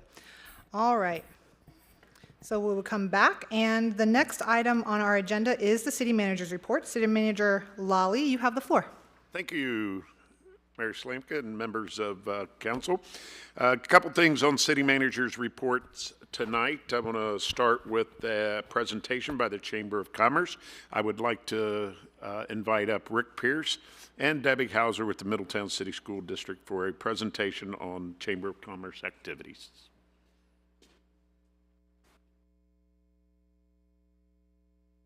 Thanks for having us, members of council. Here with Deb Hauser, my cohort in crime, as we work on a very interesting project this year. I laid out earlier for you a timeline that the Chamber's been working with its members to solve their workforce issues. Also in there is some information that we're going to cover just a little bit later with our Future Ready skill set. On the backside of that is going to be our members who have agreed and adopted that and are going to support us in our efforts, so you have that in front of you. So in 2018 and 2019, we put a group of our manufacturers and our healthcare members together, and we asked them 3 distinct questions. Wanted to know the characteristics of their best employees, the characteristics of their worst employees, and characteristics of an employee that we were going to hire in 10 years. So we spent roughly 90 minutes in our conference room going through their information and hearing what they had to share with us. You can only imagine where they spent most of their time with those 3 topics, so finally I had to throw a yellow flag and say, okay, we need to move on. So what we did after that is we spent about the next year putting those in various categories, putting the words together, taking words out, combining words, saying this was said twice, this was said 3 times. That you have in front of you under the Future Ready skill set, so I won't spend time talking about it here. But you will see 2 of the sets being habits of success and creative know-how is what the businesses needed in the employees. Under content knowledge and wayfinding abilities, that would be education's responsibility. So we kind of narrowed those down because we realized with the business world, there were certain things that we just really couldn't do, not until the employee got to the organization. So then after we agreed with that, I then went out to some of the major businesses, which is on the back side of that, it's now up on the screen, and asked, do you agree with what we've done? Did we understand you correctly? And can we move forward? So this is a list of the organizations that said, yep, we like what you're doing, we're going to support where you're going. After that point in time, on the summer of 2019, I then communicated with our local public school districts, Middletown, Monroe, Madison, and Edgewood, met with their superintendents, met with their board chair, let them know what I wanted to do, went to a board meeting, asked them to adopt that skill set into their already state minimum graduation standards. As you can see on the screen, Monroe adopted it immediately, so did Madison. Then Superintendent Stiles of Middletown City Schools said, I will get to it in my next strategic plan. So at that point, we just kind of waited until he made our phone ring, and then we moved forward with what Ms. Hauser is going to speak about. and that is what we did. So in 2020, which we all remember, that was during COVID, we had our strategic vision planning. So Rick and the Chamber of Commerce, they had done all of that work and all of their strategic vision planning. So we had taken what they had done and we used their work, and we had many meetings. Matter of fact, some of you could have been sitting in those meetings. I know some of the people I see sitting in the audience, they were sitting in those meetings. And we took what the business community, what they were talking about, and what we were visioning within the school community, and we pulled that together and we created a 6-year strategic vision, really, that we rolled out in 2021, and it goes to 2027. And it focuses on, it really paints a picture, and we talk about it. It's, if you can see it, you can be it. And it's really creating a vision with children on what workforce is all about. And we took the skills that you just heard Rick talk about from the business community, we pulled that together and we pulled that into a messaging that really was all about the school world, and that's what you can see in front of you. And we created what we call the 6 badges, and those badges are all about the skills that are needed when you go out into the workforce. And the work that we've designed in the schoolhouse center around these 6 badges. And you can see, and all of these skills, you will hear these skills, really they're somewhat of an overarching umbrella when you talk about the different work skills in the workplace for multiple other skills. But you hear multiple workplaces talking about these skills to be successful. And you hear these embedded through kindergarten classrooms all the way through the 12th grade. Okay, where do we, let's see if I can go backwards here. So these skills, we worked with our business partners. And they were some of the business partners that you heard Rick talk about. And also, let me say, through our strategic vision, we made a commitment that we would have 100 business partners by the end of our strategic vision. And I mentioned our strategic vision went from 2021 to 2027. So I'm proud to say at this point in time, we have 73 business partners of that Ready Now 100. And we've worked with them hand in hand to create the different experiences that our children have inside the classroom and inside the schoolhouse and outside the schoolhouse, in businesses. But you can see some of them in this picture. But we've really grown that the partnerships from 2021 to now. Like I said, we have 73, and that continues to grow. It's with anything else that you do. When you get something good that's starting and you have conversations that are really taking off, when something good's happening, people want to be a part. So, and you may ask, what do our business partners do? They really do what they're comfortable doing, right? So one of the best things that they do is they provide us an insight into business, right? They know business, we know school. You know, a lot of times we talk about, we ask our teachers to prepare children for the business world, but our teachers haven't been in the business, some of them have never been in the business world. So our business partners help not only our children understand the business world, but our teachers also, and also our leaders. You know, we don't know what it's like to prepare children to go work in a manufacturing plant. You know, when you step into a manufacturing plant, there are so many things that you learn to prepare children to step into a manufacturing plant. So they help us understand how to prepare children, the skills children need in the workforce. They come in, they talk to our children, right? They talk to our teachers. They help students with the different college and career readiness skills. They participate in personalized learning days, which that's for another discussion. But the biggest thing is they're really just contacts for us, and they're a contact, and they just say they say yes. When they can say yes, they say yes to bringing the business world inside the schoolhouse and inviting the schools into their world. They're points of contact that help us understand a world that in the past that we have not been part of their world and they part of ours. So what they bring to our avenue of educating children, it's just priceless. So when we were going about our strategic vision, all along working with our business partners, now 73, our original intent when we were doing the strategic vision is that we were going to start our work at the high school level, because businesses, they're ready. They're like, you know, we need the workforce, we're hungry, send us the staff.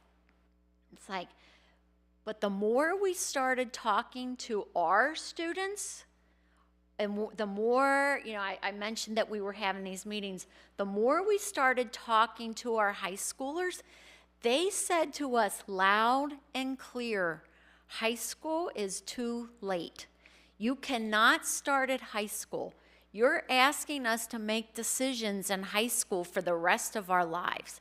You have to start earlier, teaching us and just really opening up the world and exposing us to what's out there before we hit high school. Because you're asking us in 10th grade, are we going to go to college? Do we want to go to work? Do you think we're going to do trades?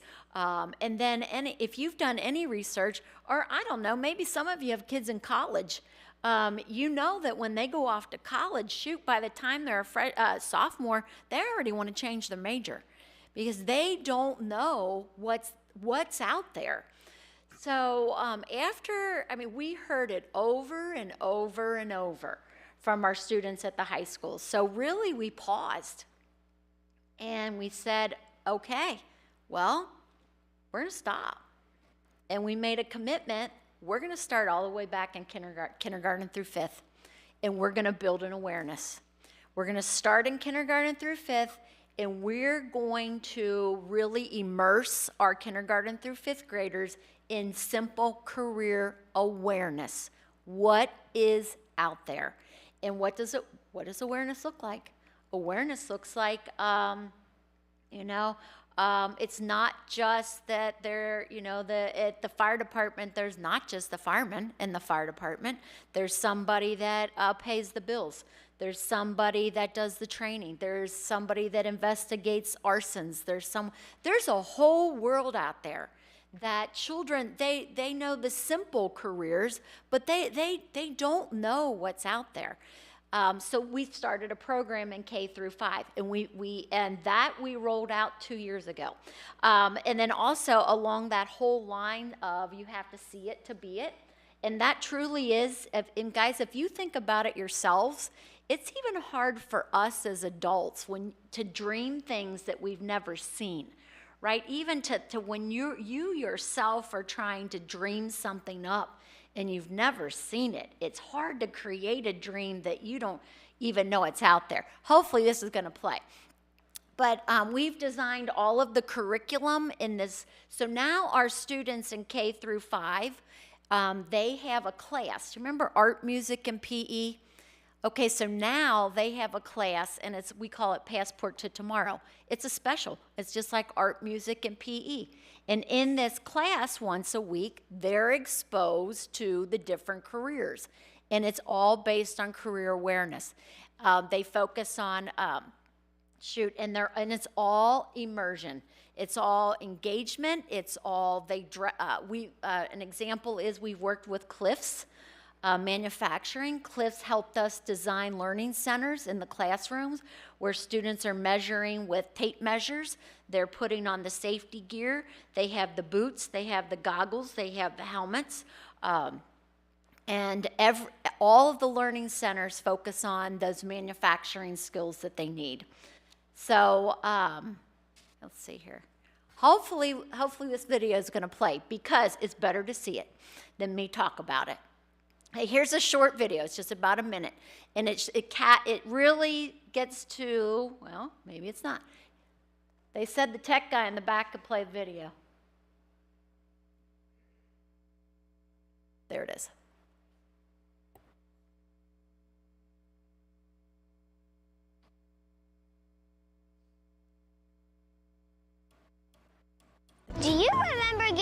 this what you wanted to be when you grew up? Well, then what happened next?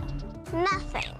At Middletown City Schools, we're making sure students get to learn all kinds of skills and careers. Let's go check it out. This is Passport to Tomorrow class, where students get to explore new careers for 1 hour a week. Why do you think this is good for students? Sometimes you don't know what you don't know. So when kids learn about different careers, their horizon kind of broadens so that they're ready for the real world. It helps them to be successful in their future, not only when they graduate high school, but to be successful in elementary school, middle school. It gives them the exposure to different careers, and it gives them a chance to work on the skills that they need to be good at those jobs. What are you working on? I'm working on a house right now. Wait, I just had a good idea. Just catch it. And tell me if it hurts. What are you doing? I'm checking her heartbeat. What do you love about the Passport to Tomorrow class? It teaches you about different careers that you can be when you grow up. It also gives you chances to experience it, but in different ways. For the P2T class, we invite businesses and community partners to help design the lessons and even lead them too. Behind me is Butler Tech students. They're teaching exercise science. I can be a teacher, a chef, a nurse, a YouTuber, a doctor. Wow, that's amazing. At Middletown City Schools, we believe if you can see it, you can be it. I can see it. Can you see it? Dream today, rise tomorrow. Okay, so that gives you an idea of what that Like the divider.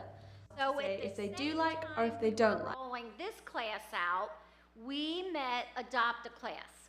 So I know we have city with Adopt a Class. Adopt a Class is a nonprofit out of Cincinnati. So we have our police, our Adopt a Class partners. We have Crane Consumables just left. Okay, we have 35. Oh, Midpoint Library's up there. The city. We have. Are you guys? Yeah, no, but you're coming. You're coming. We have 35 businesses. Sorry. We have 35 businesses, and these are on top of the 73 business partners, Ready Now business partners, that commit 1 hour a month. That they come into our 3rd through 5th grade classrooms, and they teach about their industry, what they do. High Tower Petroleum, they come in and so High Tower Petroleum comes in and they teach about pipelines. They teach about transportation. So that's also in the elementary. So that also took place at the same time, and that's in K through 5. So that just shows you with Adopt a Class. We have over 875 students that have participated in this program, 350 volunteers, and this is all free to the schools, all through Adopt a Class. If you have a business that's interested in doing this, we're always looking for new partners with Adopt a Class. This year, we expanded into 6th grade. I've seen some of you in our Highview 6th grade center. The work's gone a little bit deeper with the career fields. We do more work with junior achievement programs at 6th grade. Our students are really designing businesses.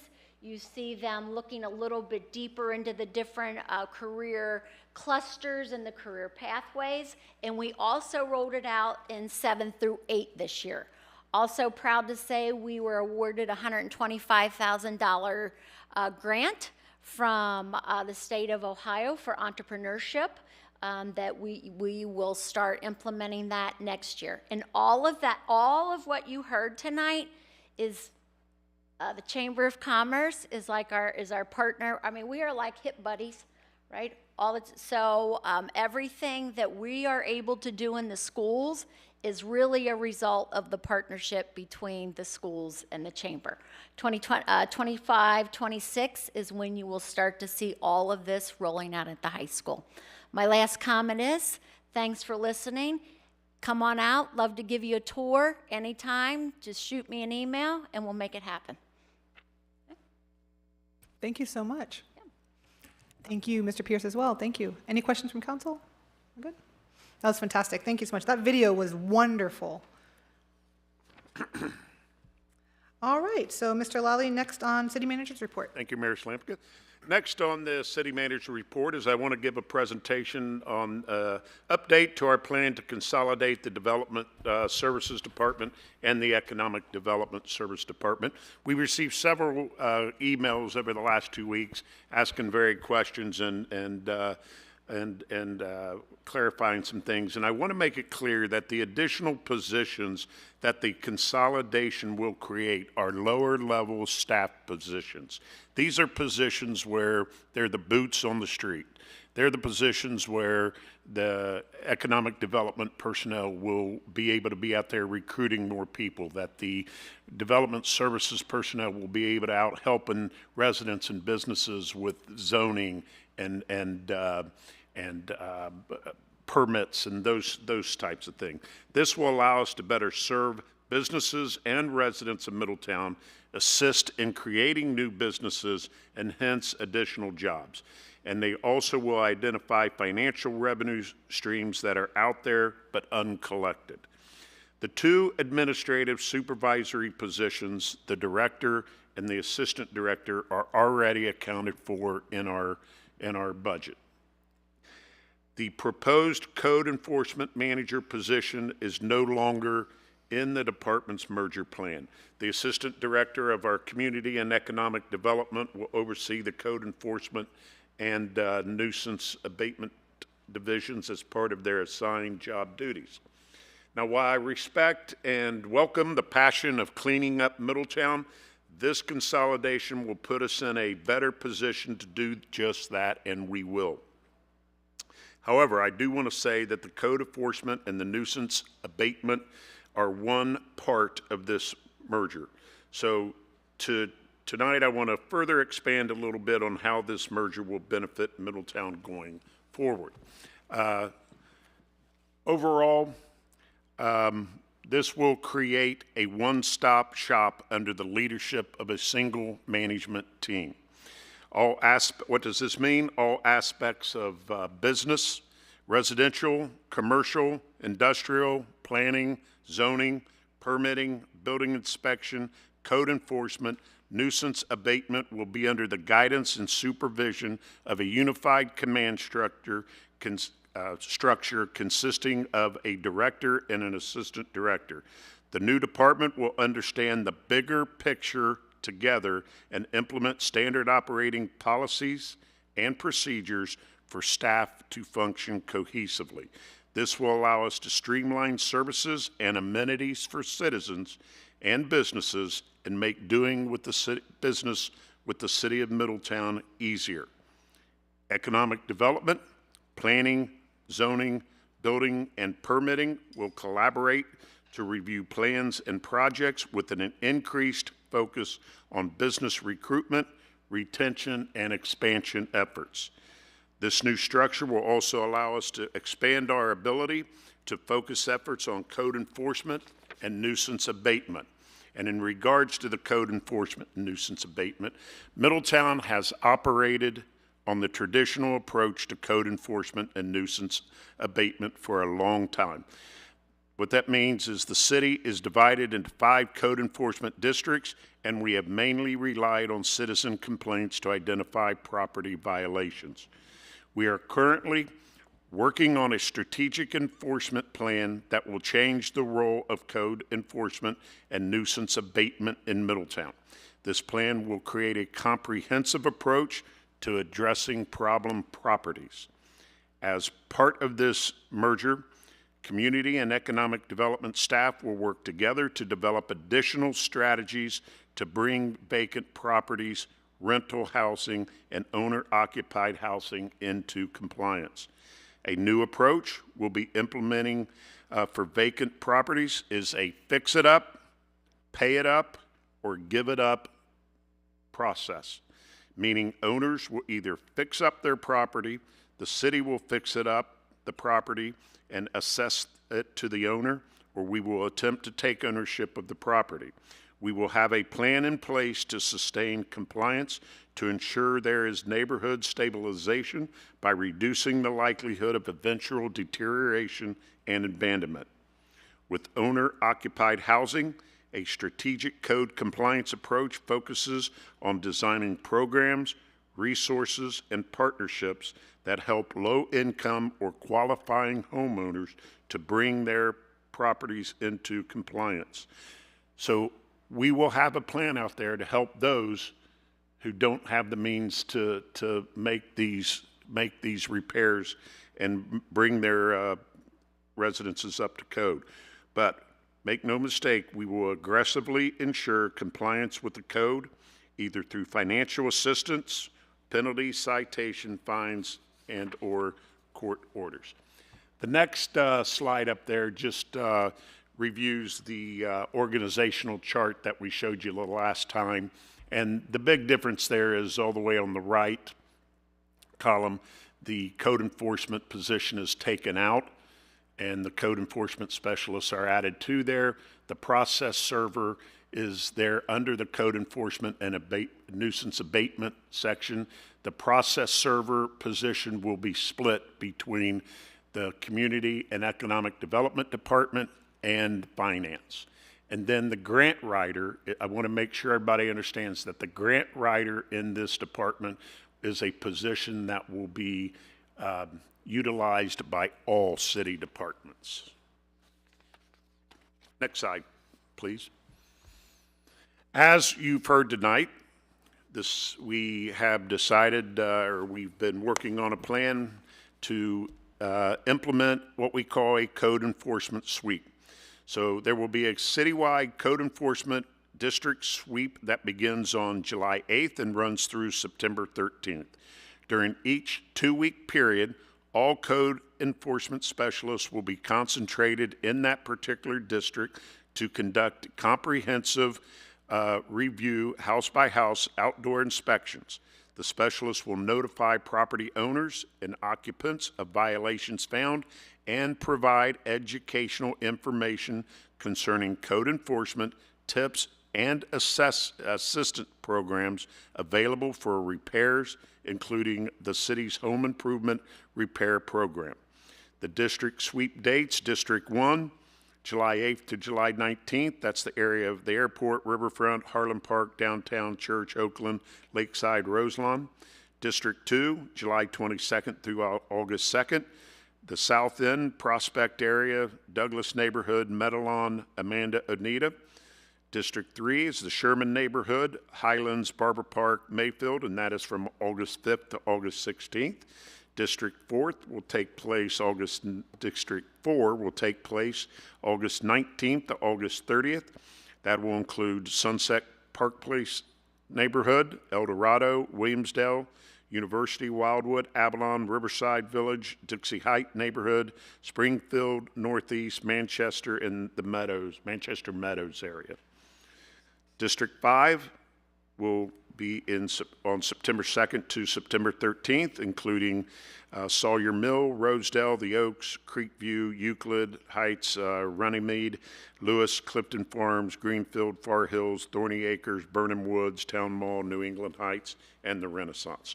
The code enforcement sweep is the latest effort in our commitment to the beautification of the city of Middletown and making Middletown a better place to live, work, and play. Next slide, please. The citywide home improvement program. The home improvement program that we've talked about at the last couple city council meetings, we will be expanding the program to include all properties west of Brill Boulevard. Staff is working to increase the reimbursement amounts also. Details are currently being finalized between Development Services and the city's law department. This will be in place in time for the citywide code enforcement sweep. Approximately $40,000 of the $100,000 that was adopted and has been applied for However, staff would like to add another $100,000 to the program for the allocated neighborhood improvement funding, and we'll discuss that in the future. So to repeat that, we've had approximately $40,000 requested of the $100,000 that was initially made available. Next slide, please. So what are the next steps? This evening, we are asking council to do two things. The first thing is to approve of amending the current pay and benefit ordinance to create the new positions for the newly created Community and Economic Development Department. Those new positions will be the Economic Development Program Manager, the Grants and Special Projects Manager, an additional city planner, a process server, and an income tax auditor. Secondly, we ask for a supplemental appropriations, essentially to pay for the new Community and Economic Development Department positions going forward for the rest of the year. That legislation will reduce the general fund in 2024 by $162,175 and the income tax fund by $70,000. The annual cost that we will budget for in 2025 will be approximately $464,397. However, we strongly feel that the addition of the process server and the income tax auditor position, through what we've seen through best practices in other communities, may very well more than offset this cost. Finally, if you have any questions, I can answer them now. I have one question for Law Director. You can foreclose on a occupied property? Yeah. Okay. I learn things every day. Thank you. Any other questions? I'll go. Couple questions for you, Paul. So, first off, in the grant department for the home improvement fund, so I know we kind of discussed a timeline of, I was under the impression we were going to stick more than $100,000 more into that fund, and we had discussed like potentially increasing the grant amount. Any idea on a timeline of that? Yeah, we're currently working with the law department. We had discussed 8,500, so they're looking at 8,500 from the 3,000 currently now. We wanted to add the 100,000. If council was amenable to more, we'd certainly add more to that fund now that we would be opening that up to all the properties west of Brio Boulevard. We're also looking at other aspects too, such as those that are on Social Security. That was something that wasn't included in the PowerPoint, but we're looking at that as well. Okay. And that would be in place by the sweep that would be happening here in a couple of weeks. All of what you said, potentially? Correct, yes. Okay. So, in that case, do we want to discuss putting more than $100,000 into that fund? I would like to do that because if we've already ate up almost half that fund with 3 small neighborhoods and we're going to increase the amount, I don't want the, why go back and, in my opinion, ask, 100,000 gets us started, but if you're going to increase theoretically amounts to around $8,000, that's 12 houses. That'll be applied for in one day, is my only thought. Yeah, I agree with that. And if council's amenable to that, we can bring that legislation to the next council meeting. Yes. Sounds like everybody agrees. Yeah.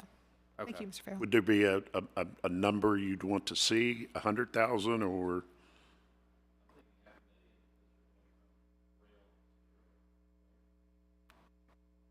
Yeah, I mean, I was in the range of 400, so okay. 500, I'm okay with that too. I mean, we can look into that to see what that would be, but it sounds like around 400 to 500 would work. We'll look into that and do some correspondence with you before next council meeting. Great.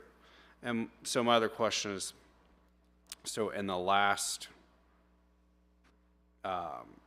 presentation, we had essentially a person who was going to be head of code enforcement over that specific department. Yep. And now we've dropped to where that person is now not going to do that, but just be another code enforcement specialist. So the whole goal of this whole thing was about holding a department accountable, and we don't really have a person to hold the department accountable now. Well, I think we have two people that can hold that accountable, and that is the director and the assistant director. And if you recall, what we said was that person we're going to bring into the assistant director position will be an individual who has a strong background in planning, zoning, code enforcement, nuisance abatement, that will be able to hold that division of the community and economic development department accountable. Plus your assistant city manager who will be over that department, and of course the city manager will also have oversight. Okay. So, but this, the person technically, are we calling them the assistant economic director? Is that what we're doing? No, the assistant director. The director and the assistant director of the Community and Economic Development Department, and the assistant director there will have direct oversight over the code enforcement and nuisance abatement code specialists and process servers. Okay. So to me, maybe I sound crazy, that's a lot of people reporting to one person, in my opinion. That pretty much fits into the scope of reporting. You know, generally 5 or 6 people reporting to one supervisor is pretty much what in the fire division and the police division you use kind of a formula of 3 to 6 individuals reporting to a supervisor. But technically you have all of code enforcement and then a person from each other department. So it's actually a lot more than that. I'm not sure. Am I off? Well, once again, I see what you're saying. Also, so our whole thing, right? You have a director, you have an assistant city manager, and you have a city manager who also will be offering or be able to be there for oversight. Sure. But here's my point. Okay, so our whole talk was we're going to have one person in charge of code enforcement to make sure that we hold them accountable to make sure they're doing their job and everything's taken care of. Well, what if new assistant director, who we don't have yet, does really good at the other things, but they suck at code enforcement? What do we do then? Repeat that. So you have an assistant director who is playing essentially many roles, okay, across the board here, right? They're in charge of all these different departments. What if they're really good at a few of those things, but the code enforcement, there's just... Once again, that's one thing through the interview process that is going to be part of the job description, that we are going to focus on that position that has a strong background in. Okay, but then we also said that we were going to make sure that person was going to be in there every day training those other people. Now we don't really have that person anymore. So has much really changed with that department from where we're at today? Yeah, I mean, think we have a you'll new see plan, right? that a lot has changed. Once again, you're going to have oversight by several supervisors there over all silos there, that there's going to be more training going on than just code enforcement and nuisance abatement. You know, you're going to have your other training for economic development, for building inspection. So I think it's a plan we have in place that will be able to assure that we carry out the policies and procedures and the job that needs to be done in nuisance abatement and code enforcement. I also want to make mention that Larry Tuttle, the chief building official, in previous years has directly overseen code enforcement, and he'll be stepping up to the role as well. He'll also be helping in that role. Anyone else? I want to know.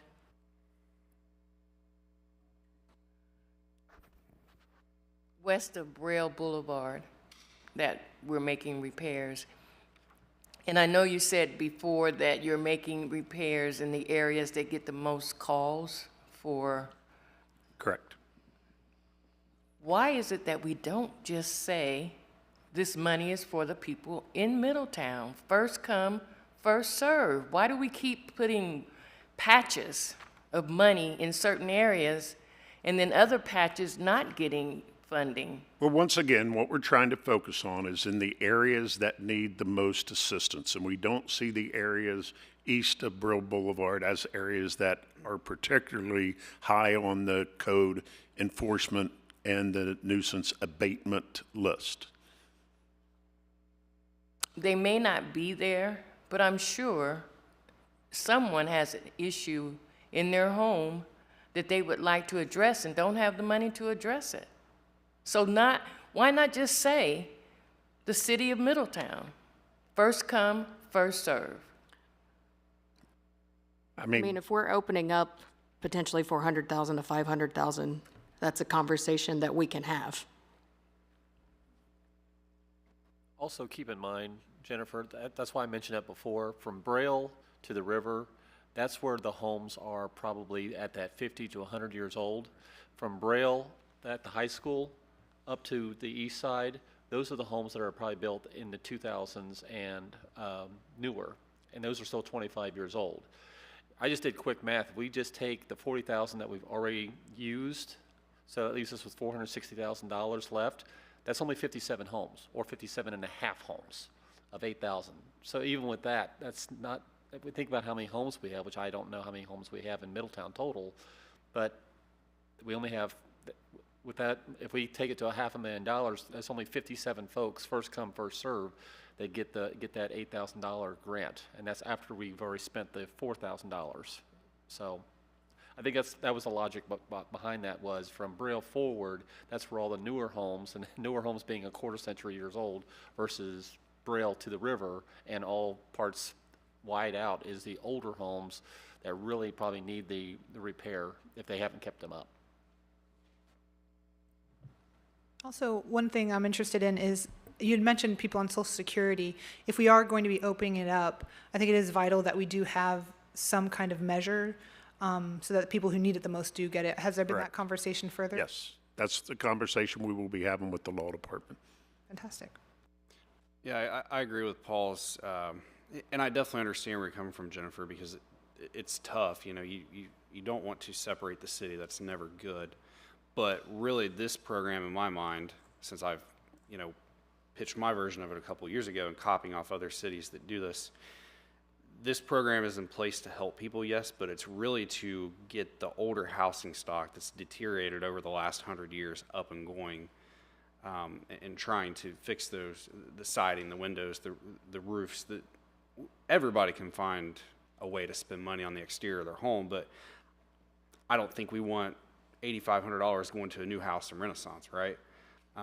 Different things like that. And I'm not saying that anybody would abuse that, but it's just, if money's there for grabs, like generally people are going to go after that. So to bring it back, for me, we have to improve the older housing stock in this city. We are one of the oldest cities in the region, and this is a one-time investment that I think we have to be able to pick that housing stock up and get it back and recycled once again.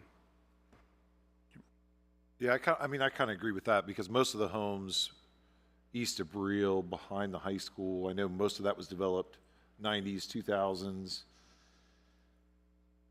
I mean, I kind of look at this sort of, the way these gentlemen have, where you look at the average age of a house.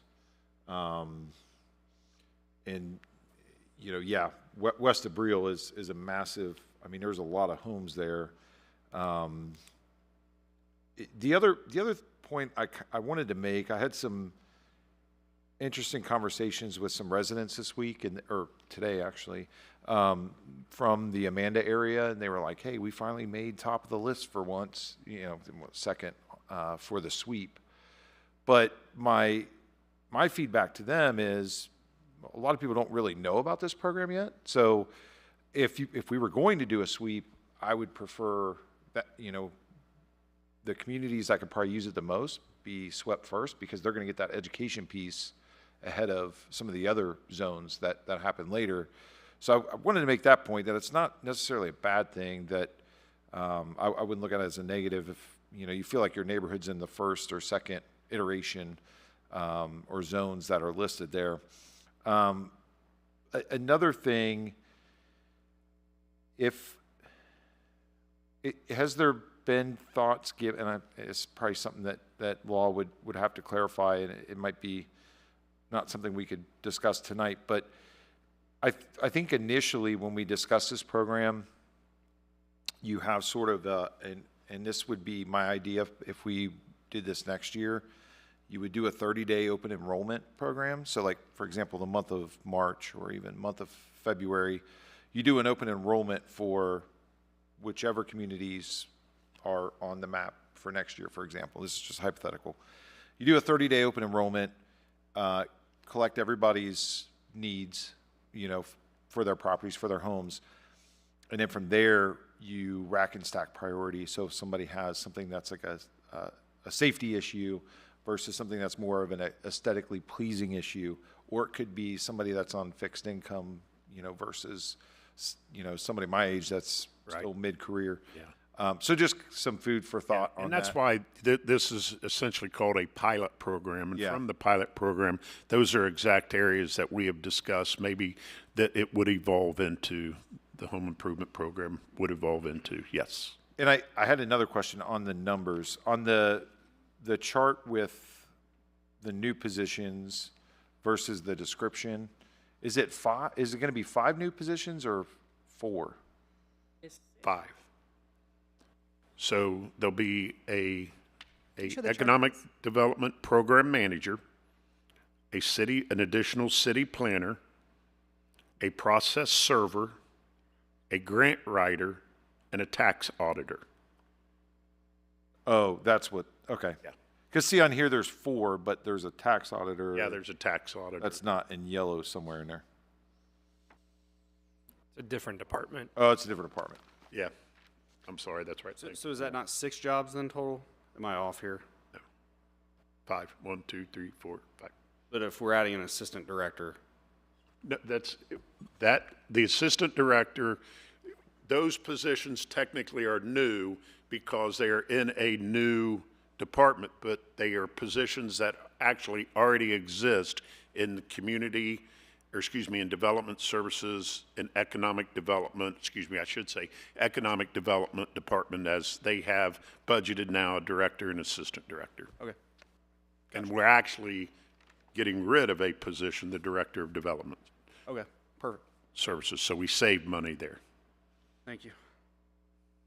Going back to the code enforcement sweep, would it be a possibility to create a list of the most common code violations, to advertise that and get that out before? Absolutely. We are going to do an education before we go out, during, while we're out, exactly with what you're saying. Okay. Fantastic. And then also, how are we advertising? Mr. West kind of spoke to that a bit, but how are we advertising for both the code enforcement sweep and the home improvement program? So, Clayton, I don't know if you want to address that, but essentially through our normal means of getting information out on our website, through the use of social media, through media releases, through our new city newsletter. Anything else to add? Will it be in the newsletter? Well, not this one, but the next one. And maybe there's a way we can look at advertising the grants more once they roll out. I think there is a little bit of truth behind what the mayor's saying, for the fact of if we're looking at people on Social Security, for example, that we want to target and try to help across the city, oftentimes they're older, right? And I'm going to sound bad saying this, right? But oftentimes the older people may not be on Facebook and social media, which is our means of advertising, like our city manager, right? Right, there you go. I have people who tell me these things. What about flyers for the home we've used, like for this home improvement program, we've had signs put out. I don't know that we've done flyers or.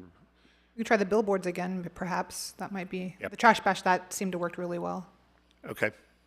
Yeah, I mean, I to your point, I think this is almost something, if we're going to do this like quickly, we have to do quickly. Let's get the word out. Right. So I don't know the best means of that, but. Okay. We'll sit down with Clayton and see how we can get the word out even better. Another question. So before this code enforcement that starts on July 8th, do we have an opportunity to move junk vehicles over to code enforcement versus police? Is that too quick? I think that's too quick. I don't know that we'd get it through, but it's one thing that we'll serious look at. It'll be one thing that the code enforcement specialists, even now, have been told over the last several weeks. These are things you really need to look at, and that's like the nuisance vehicles, junk vehicles, vehicles parked on street, jacked up, and sat there for 2 weeks. They have actually been instructed over the last couple weeks to specifically identify those areas now. Okay. I just want to make sure. Yes, kind of absolutely. see, I don't want the police department to be inundated, for a few weeks. Any other questions or comments on the city manager's report? Okay, hearing none, we will continue. Thank you, Mr. Lally. The next item on our agenda is our consent agenda. Mrs. Skank, will you please present that? For your consideration this evening, we have the approval of the City Council minutes from June the 4th, 2024, to receive and file the Board and Commission minutes from the Architectural Review Board of May the 7th, 2024, and the Board of Health of May 14th, 2024, to confirm the reinstatement of Nathan Morgan to the position of Patrol Officer in the Department of Public Safety, Division of Police, and to accept the resignations of John Shade from the Airport Commission and Greg Emmerich from the Planning Commission. Thank you. Is there a motion to approve the consent agenda? Motion to approve? Is there a second? It has been properly moved and seconded to accept the consent agenda. We will proceed to vote. Mrs. Skank, please call the roll. Mrs. Carter? Yes. Mr. West? Yes. Mr. Horn? Yes. Mayor Slamka? Yes. Mr. Farrell? Yes. The yeses have it, and the motion passes. The consent agenda is approved. Our next item is the motion agenda. We have 2 items on the motion agenda this evening. Mrs. Skank, please present item A on our motion agenda. To receive, file, and adopt the 2025 tax budget for the Midpoint Library. Do I have a motion to approve item A to receive, file, and adopt the 2025 tax budget for the Midpoint Library? Motion. Is there a second? Second. Having been properly moved and seconded, is there any discussion? Hearing none, we will continue to vote. Ms. Skank, please call the roll. Mr. West? Yes. Mr. Horn? Yes. Mayor Slamka? Yes. Mrs. Carter? Yes. Mr. Farrell? Yes. The yeses have it, and the motion passes. Mrs. Skank, please present item B on the motion agenda. To authorize the city manager to enter into a contract with Ohio Heavy Equipment Leasing LLC, doing business as Loveland Excavating and Paving, in an amount not to exceed $8,885,589.02, which includes a $1 million contingency for the construction of Phase 1 municipal infrastructure improvements related to the Renaissance Point project upon the receipt of bond anticipation note proceeds as authorized and appropriated by ordinance number O 2023-102. Do I have a motion to approve item B to authorize the city manager to enter into said contract? Motion? Is there a second? Second. Having been properly moved and seconded, is there any discussion? Hearing none, we will proceed to vote. Mrs. Skank, please call the roll. Mr. Horn? Yes. Mayor Slamka? Yes. Mr. Farrell? Yes. Mrs. Carter? Yes. Mr. West? Yes. The yeses have it, and the motion passes. The new item C on the motion agenda? That's a mistake. Okay. That's an old slide. I'm sorry. Okay, that's fine. All right, thank you. That was new to me. See, I thought. Got me there. One of those. You're getting 2. Well, thank you. All right. Well, that concludes the motion agenda. So the next agenda item is legislation. We have 8 items of legislation this evening. Assistant Law Director, Mr. Brody Conover, the legislation, please. Great. Thank you, Madam Mayor.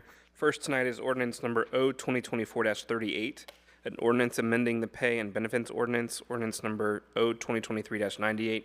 This is a second reading. Thank you. Mr. Lawley, do you have anything to add? Yes, Council, this is a proposed ordinance would amend the current pay and benefit ordinance to create the 5 new positions of the newly created Community and Economic Development Department. Thank you. Is there a motion to approve the ordinance? Motion. Is there a second? Second. It has been properly moved and seconded. Is there any discussion? Yeah, I'll go first, and I'll make some people unhappy. But I would like to see, before we hire a process server, I'd like to see the next 2 months how they go with code enforcement before we invest any more money in there on salaries. If at that time, if we start to see the progress that we are hoping to see, I'm happy to invest more money into it. And this is no fault of anybody up here, but you know, we've been working on this for so many years. Just that process server allows us to go out and chase the absentee, the absent landlords and property owners that our current code enforcement specialists do not have time to do. So absent of that, that's one aspect of that. I understand what you're saying, but we will not be able to fulfill that part of trying to clean Middletown up. But we don't really know that. I think maybe we just disagree upon that. But we don't know that because we're completely reworking the way that we're going to do this. So the problem is we can't really base old results off of where we're going in the future. I guess that's my... Yep. That's one of the most common complaints we have is not being able to track down who owns that house, who owns that business. And we have a lot of houses where people aren't even living in the city, and they could care less how the property looks. So a process server would, I can see. And that process server also is being shared between community and economic development and the tax department or the finance department to chase people down to pay taxes that they are delinquent on. So once again, it's an income source for us that will more than pay for itself. How does that work right now without having a process server when, you know, there's... In the past, we have contracted with like a retired police officer to go serve delinquent tax bills and stuff like that, but we haven't had that person in the position for how long, Nathan? And we you know, talking to some other cities, Hamilton for one, they recovered a tremendous amount of money by using a process server and an additional tax auditor. I appreciate the grant writer, these positions. But one of the things that was mentioned, that why we needed to combine these departments, economic development and development services, which is community development, was to have that unified command structure where people can understand the bigger picture together and to function cohesively. And I think that can be done under two different departments. You can still function cohesively. But it's failed miserably for the last several years. Let's look, well, my opinion up here is kind of like what Mr. Farrell was talking about in a way. It's like, let's look at what we can do now. We're paying attention to this right now. Why has it failed? Instead of, because I'm looking at, and see what we can fill in those gaps. We've looked at that. Staff has looked at those various things. We've looked at, and the problem you get into is you can't serve two masters.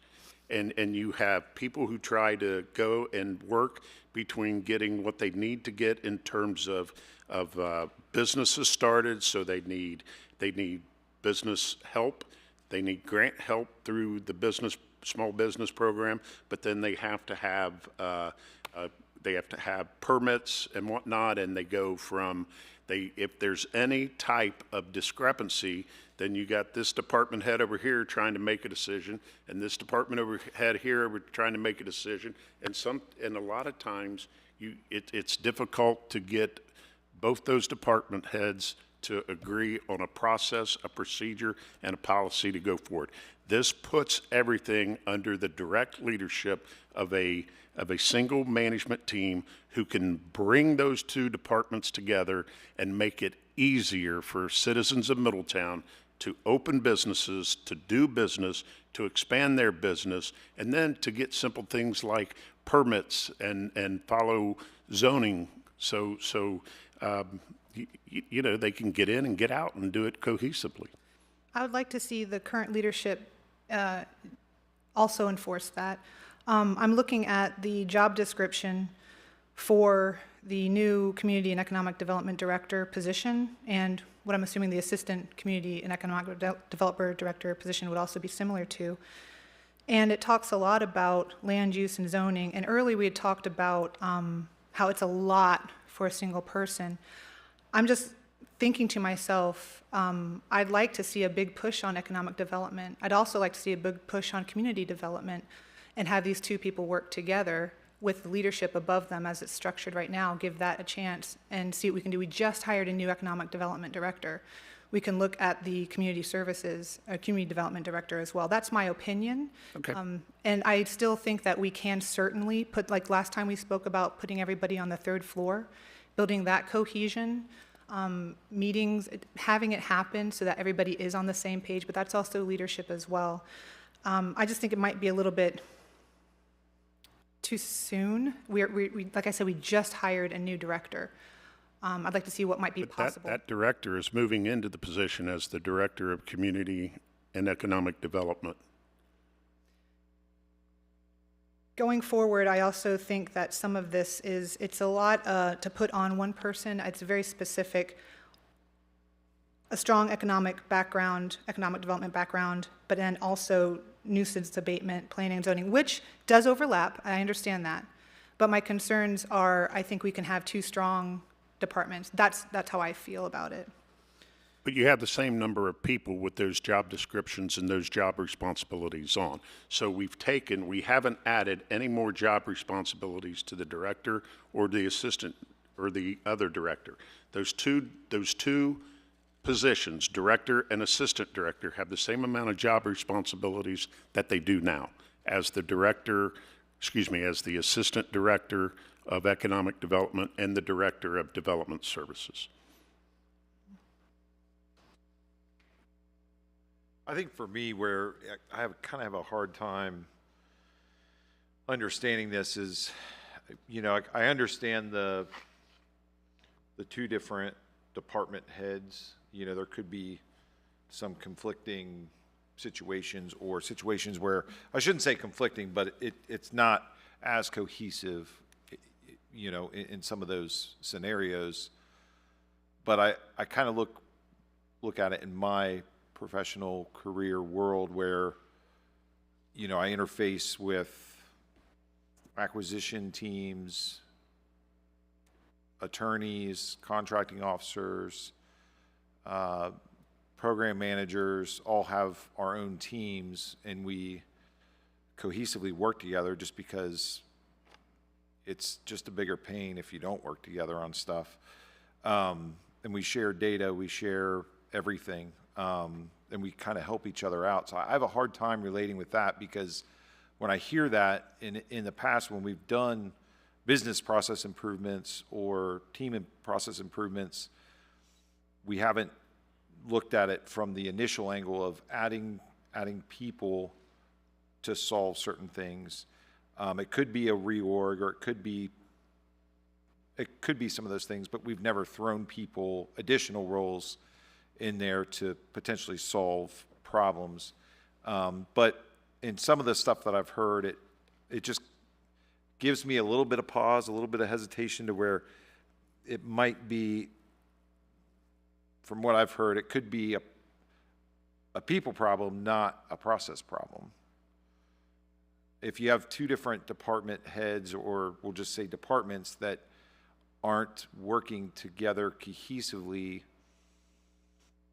that's when I kind of look at it where, yeah, they each have their own distinct roles, but at some point, if you throw enough money or people at problems, you probably solve it, but you don't know what solved it. If it was the reorg, if it was the additional funding for the additional people, so you kind of muddy what the solution was, in a sense. So I guess an analogy I can make, and you can make the same analogy in public works, in the police department. So it's like this in the fire department. It's very similar. We have a chief and an assistant chief. And then outside of that, you have your different silos. You have EMS, you have fire operations, you have training, and you have supervisors over each of those. If we had a department head over each of those divisions, but no solid single command structure, you have a less ability to accomplish what we're supposed to be accomplishing in terms of, in this situation, community and economic development and planning, zoning, code enforcement. It's really no different than the silos you have and the divisions you have in the police department. And what we found is one unified command structure gets things accomplished. It gets things done. But I think what Steve's trying to say, maybe I'm mistaken, is in that case, you should have a sergeant over code enforcement. And we don't have the way this is structured. We're just adding people continually to one section. Yeah, there's different layers that I look at it, but yeah, that's right. I mean, I think whenever you go in to do process improvements, I've never been one to cut a check to hire additional people. I look at how do we best utilize current resources, whether that be the people, the technology, the process, and you start peeling back that each layer. And then you can say, okay, here's how we can improve upon this. Here's how we can improve upon that. But, and I completely agree that a grant writer, additional help in economic development, yeah, absolutely. I'm not saying the entire plan is not to my liking. I'm just saying, like, there's a lot of change, and I've never been very understanding when there's two teams or two departments or two organizations that don't work well together, because sometimes you just have to, and you have to find a way to make it happen. And so I get if you just put one person over those multiple organizations, multiple teams, multiple departments, sure. But to me, in my experience, when you do that, you're not truly fixing the problem, because most of the time when that problem presents itself, the vast majority of the time, it's because of certain personnel. And I'm not here to throw anybody under the bus, but it's like at some point, we have to take a hard look at it without saying, okay, we're going to spend another X amount of dollars per year and hire X amount of people, and then that's going to solve it, because a lot of times it doesn't. It makes the problem more complex when you start adding additional, if like my godmother used to say, God rest her soul, if that pot of soup tastes like crap when it's a gallon, don't add more to it and try and make it better. Throw it out and start over. You don't want 5 gallons of bad soup. So probably horrible analogy, but you kind of get where I'm going with it. So I look at it where I know, yes, we do need a tax auditor. We do need a grant writer. I know economic development is busy, and all of those folks are, they have to turn quickly on a lot of these things. But when it comes to some of the other areas, I'm like, I don't really know if that can fix the problem, because I don't really hear that additional staff would for sure fix it. Okay, well, there's a couple things on that, and I understand what you're saying. One of the things that we heard from this council back in January, was that we needed more staff level positions that go out and get the job done. Your city planner, grant writer, your economic development program manager. That's what this is. As the senior administrator leadership of the city of Middletown, myself and my 2 assistant city managers, we see what goes on every day in trying to service Middletown and getting what we need to get the job done, and what works and what doesn't work for the city of Middletown. And one thing we've identified is these two departments, we need to get these two departments together in one single unit to work as a team. And that is the best way we see going forward that Middletown can service businesses and residents in anything economic development, planning, zoning, building inspection, building permits, and code enforcement. One could argue, like what Mr. West was saying, is that we already do have that command structure. And so I definitely understand what he's saying. And I also agree with, yes, I would love to have, we definitely need another city planner. Absolutely. Tax auditor is great, the grant and project coordinator, even considering a process server as a possibility. But again, I have to agree with Mr. West. I don't know if this merger is necessarily what's going to make the difference, like he was saying. It sounds like we're trying to. But your senior leadership staff, your city manager and your two assistant city managers firmly believe that this is the path forward for us to operate staff in the building.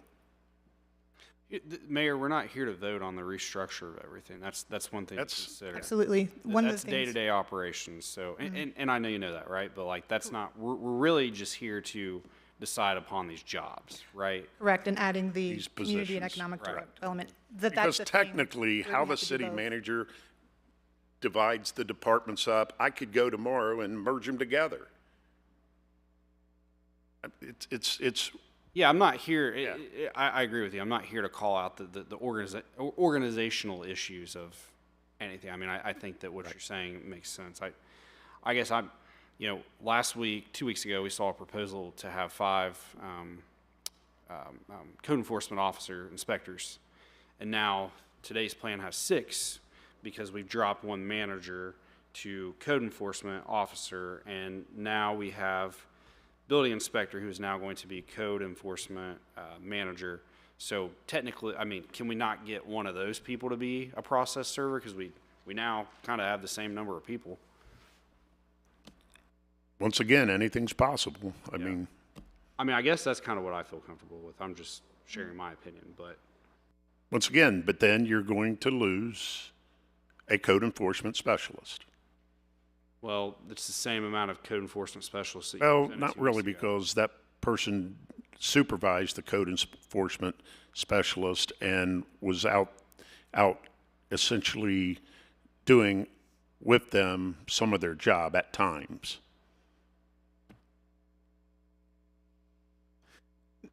Mr. Conover, when we're voting tonight on legislation item 1, we are going to be voting on these job classifications. So we will be voting on Community and Economic Development Director, Assistant Community and Economic Development Director to be added. This will be placing those positions in the pay and benefit ordinance, those identified positions. And the Grant and Project Coordinator and the Process Server. Correct, yes. Yeah, I think there's 4 positions that this would add to the PBO, and then the second item on the agenda is to pay for them. Appropriate the money to pay for it.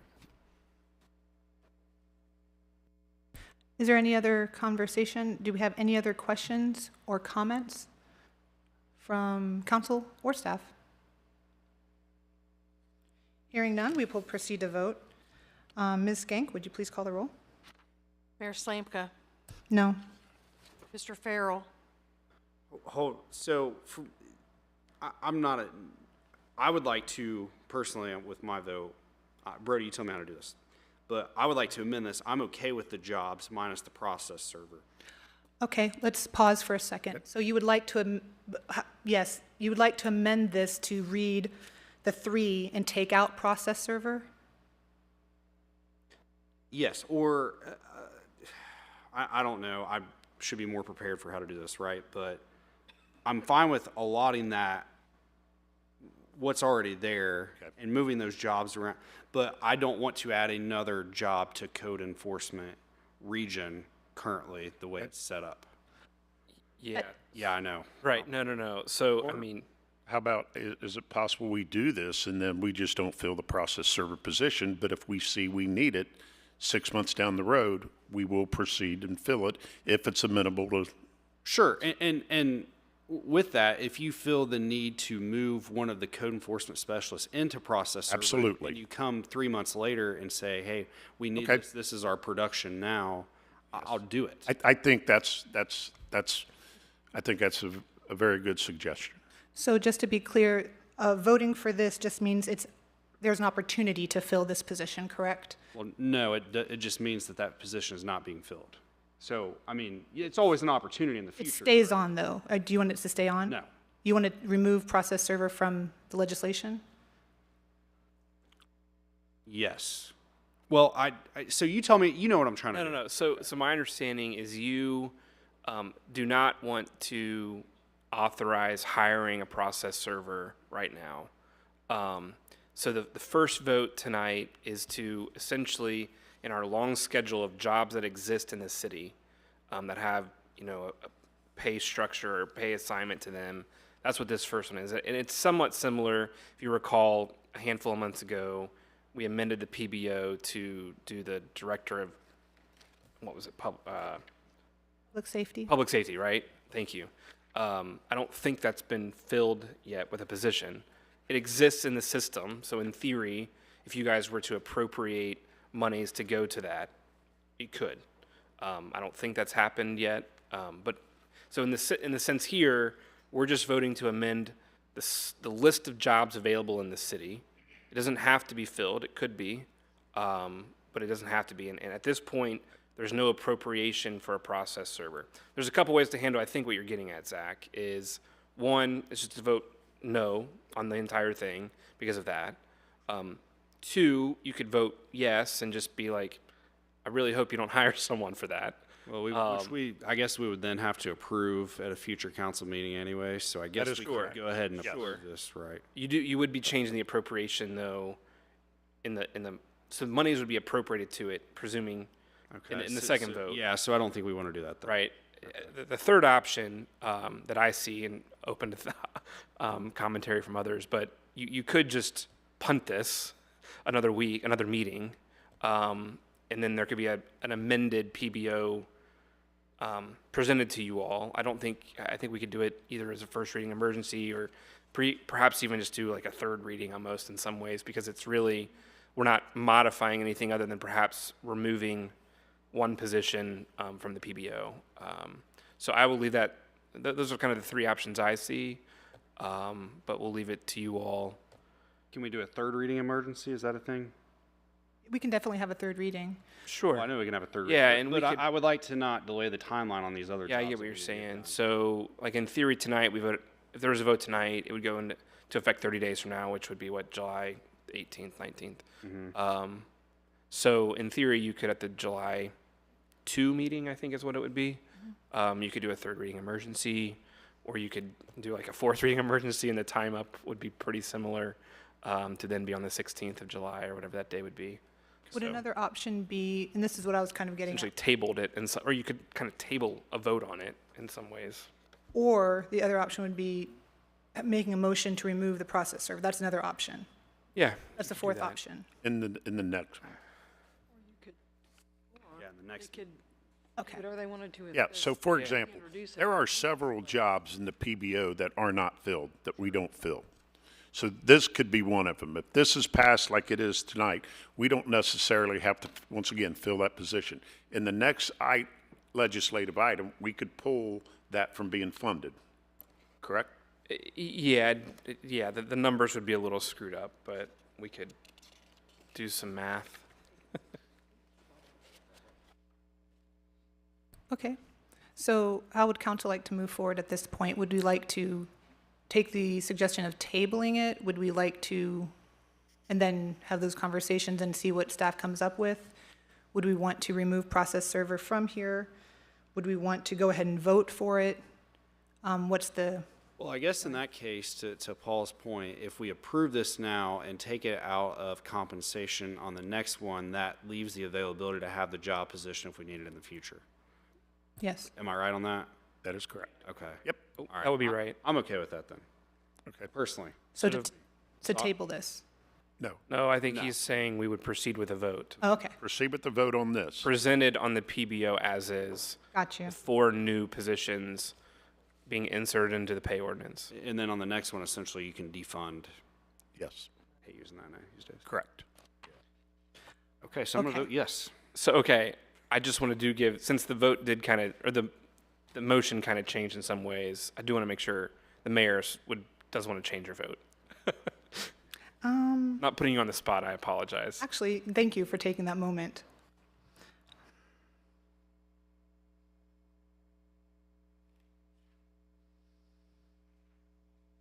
I will keep my vote. Yes. Mrs. Carter, Yes. Mr. West, Yes. Mr. Horn, No. The motion, the yeses have it and the motion passes. Thank you. Okay, Mr. Conover, the next legislation item, please. Next this evening is resolution number R 2024-19, a resolution to make adjustments to appropriations for current expenses and other expenditures of the City of Middletown, Counties of Butler and Warren, State of Ohio, for the period ending December 31, 2024. This would be to the general fund and the income tax fund, and this is a second reading. Thank you. Mr. Lally, do you have anything else to add? Yeah, so this will pay for the positions. So I don't know how we want to proceed to amend it to remove the process server.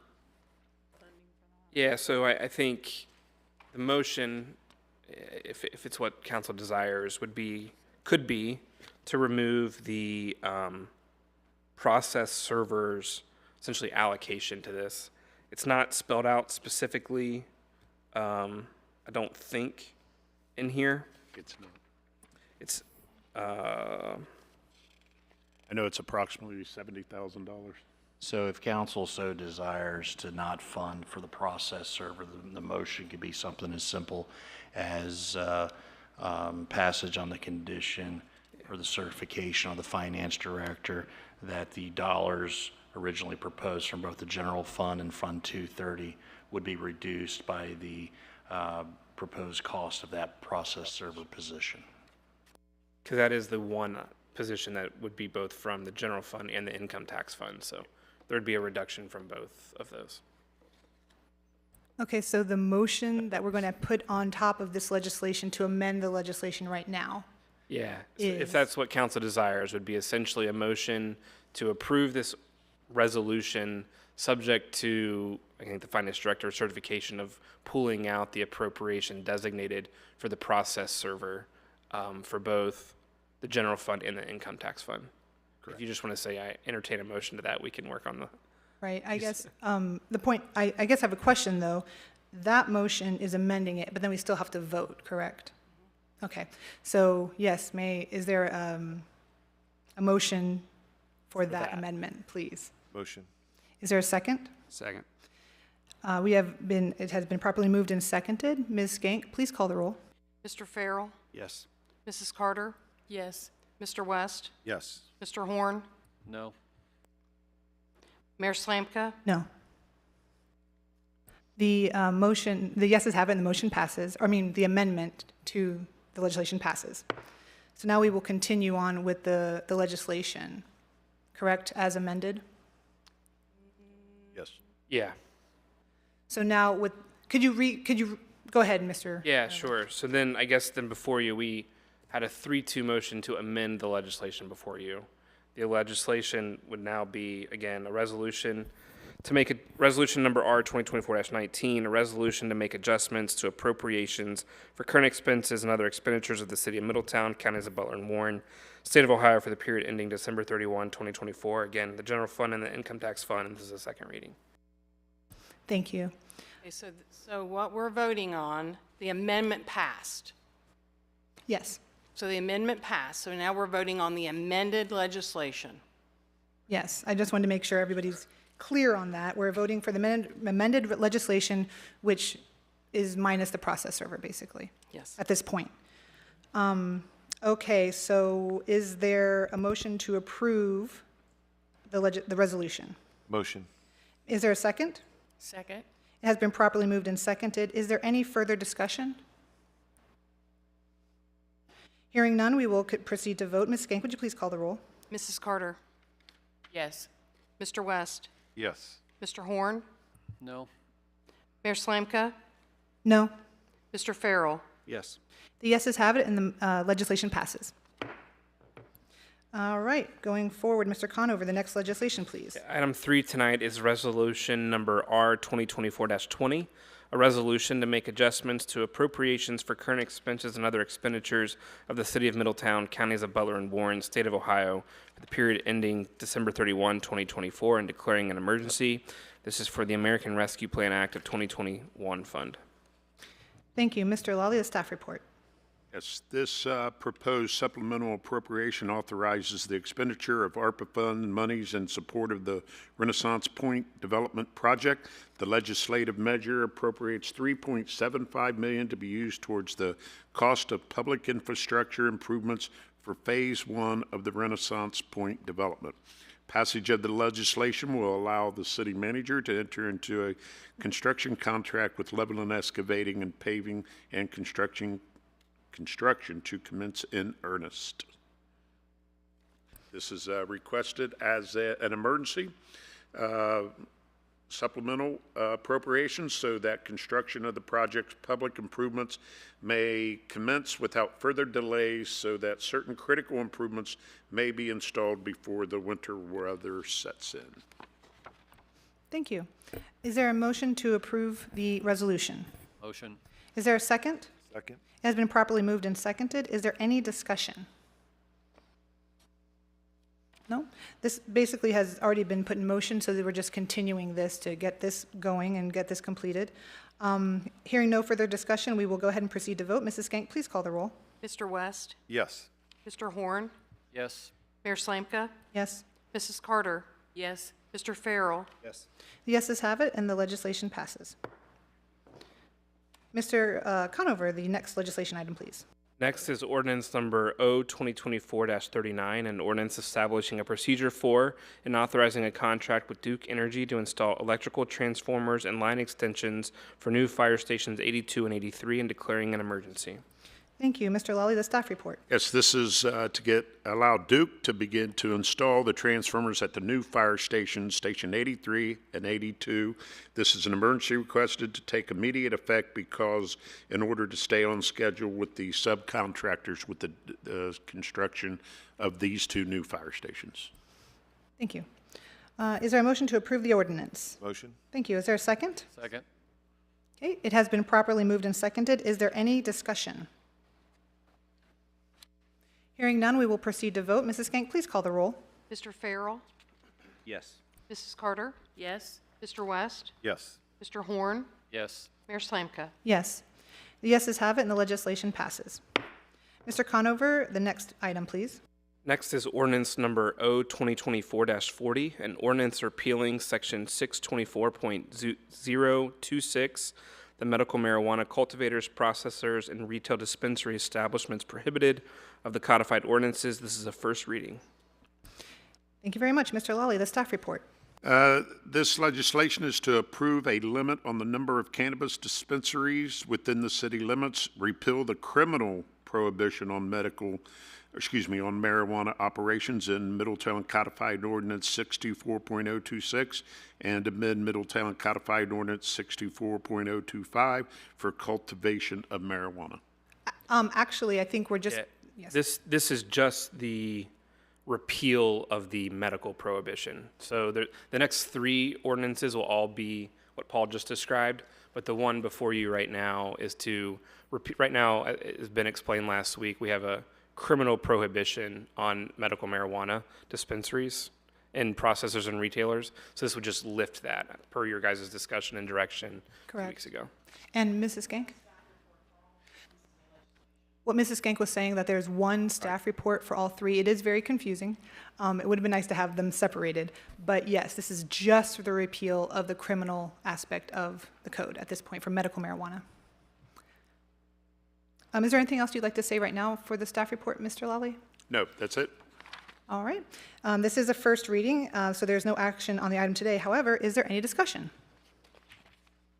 Just briefly. So, Brody, this is the repeal of the ordinance that was established in 2017. So this is lifting that and then coordinating with the law, so law enforcement knows what they have to do, and then people who want to participate and also sell it know what the rules are. Yep, that's exactly it. Again, we had that discussion a couple weeks ago. The direction was clear. You guys wanted to immediately or as quickly as we could lift that prohibition. So that's exactly what that does. Thank you. Is there any further discussion? All right. We hear none, and as there is no further action required for the legislation at this time, we will proceed. Mr. Khan, over the next legislation item, please. Item 6 is ordinance number O-2024-41, an ordinance amending section 624.025, the cultivation of marijuana of the codified ordinances. Mr. Lawley, the staff report, please. No further thing to add other than what we discussed. This one here is to repeal, correct, the cultivation of marijuana is amended. This one is. Yeah, this is, so a couple things here. This again is to repeal the prohibition on the cultivation. We did not misspell marijuana. It is just. Thank you. We use the General Assembly in all its infinite wisdom sometimes spells it with an H, sometimes spells it with a J. So we just mirror the language in kind of the section that's found in the revised code. So we didn't misspell it, but this again just lifts lifts the ban on cultivation in the city. And this is, there's no further action required. However, is there any discussion at this time? I was curious, why didn't we just rewrite it? Because it's kind of, it's like that, we talked about this before in a prior meeting, it's like that negative positive thing. Was there a reason we just didn't rewrite the whole thing? Because we're still talking about weights instead of plants and things like that. Yeah, so this, now that I looked at this, it reminded me. This is, so you know in the, sorry, I'll answer your question for just a moment. In the adult use cannabis law that was passed, issue 2, it allows for the home grow. And so we prohibited that within the city. So this kind of tries to mirror the city's ordinances with what the state law permits on the home grow side. To answer your question, Mayor, again, we're mirroring what's in the state law. I don't know that we're doing anything unique or special. So again, the double negatives are probably coming from the General Assembly and the Legislative Services Commission, LSC. So again, we're just trying to mirror it and allow for any use that's basically permitted under state law is now permitted in the city. Okay, thank you. Because I also had, because of the way it's written, and thank you for explaining why there's an H and not a J. I think that goes back decades, actually. But so the way it's written talks about how you're not supposed to be within a certain vicinity of a juvenile, but then we know we can have it in our home. So it's just, like I said, it's a little bit confusing. So I was wondering if there's going to be any rewrite, or are we just mirroring what the state says at this point? I think we've just mirrored what the state has. Obviously, we can take another look at this, and if we think there's maybe a couple things we can smooth out, we can between now and next meeting. And if there are any changes, we'll make sure you're aware of those and try to make it a little bit more readable. All right. Try that. Thank you. Is there any further discussion? All right. Nope. Seeing none, we will, again, there's no action today, so we will proceed. Mr. Conover, the next item, please. Yeah, the item 7 tonight is ordinance number O-2024-42, an ordinance limiting the number of cannabis dispensaries in the city of Middletown to 5. This is a first reading. Thank you. Mr. Lawley, the staff report. Once again, this is to approve a limit on the number of cannabis dispensaries, which is 5, within the city limits, repeal the criminal prohibition on marijuana operations for cultivation of marijuana. Thank you. If I may, yes. So just some additional context. 5 was just kind of a random number random in the sense that I think prior discussions with council had been, hey, 1 per 10,000 residents. We have 50,000 residents. That's kind of how 5 was arrived upon. I think the ordinance does not distinguish between medical and adult use, so it would just be a cap.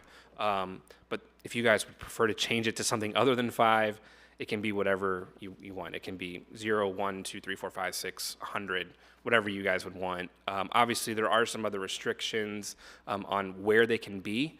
The one that is solidified in the law right now is they can't be a dispensary, cultivator, or processor can't be located within 500 feet of a church, a park, a school. There's a couple other like uses like that, but similar type uses, keep them away essentially from kids. In the proposed rules, they have not yet been adopted, but in the proposed rules for the adult use cannabis, there is a 1 mile restriction between dispensaries. Those have not been adopted or approved. I don't know if they will be. There's certainly not anything like that for medical.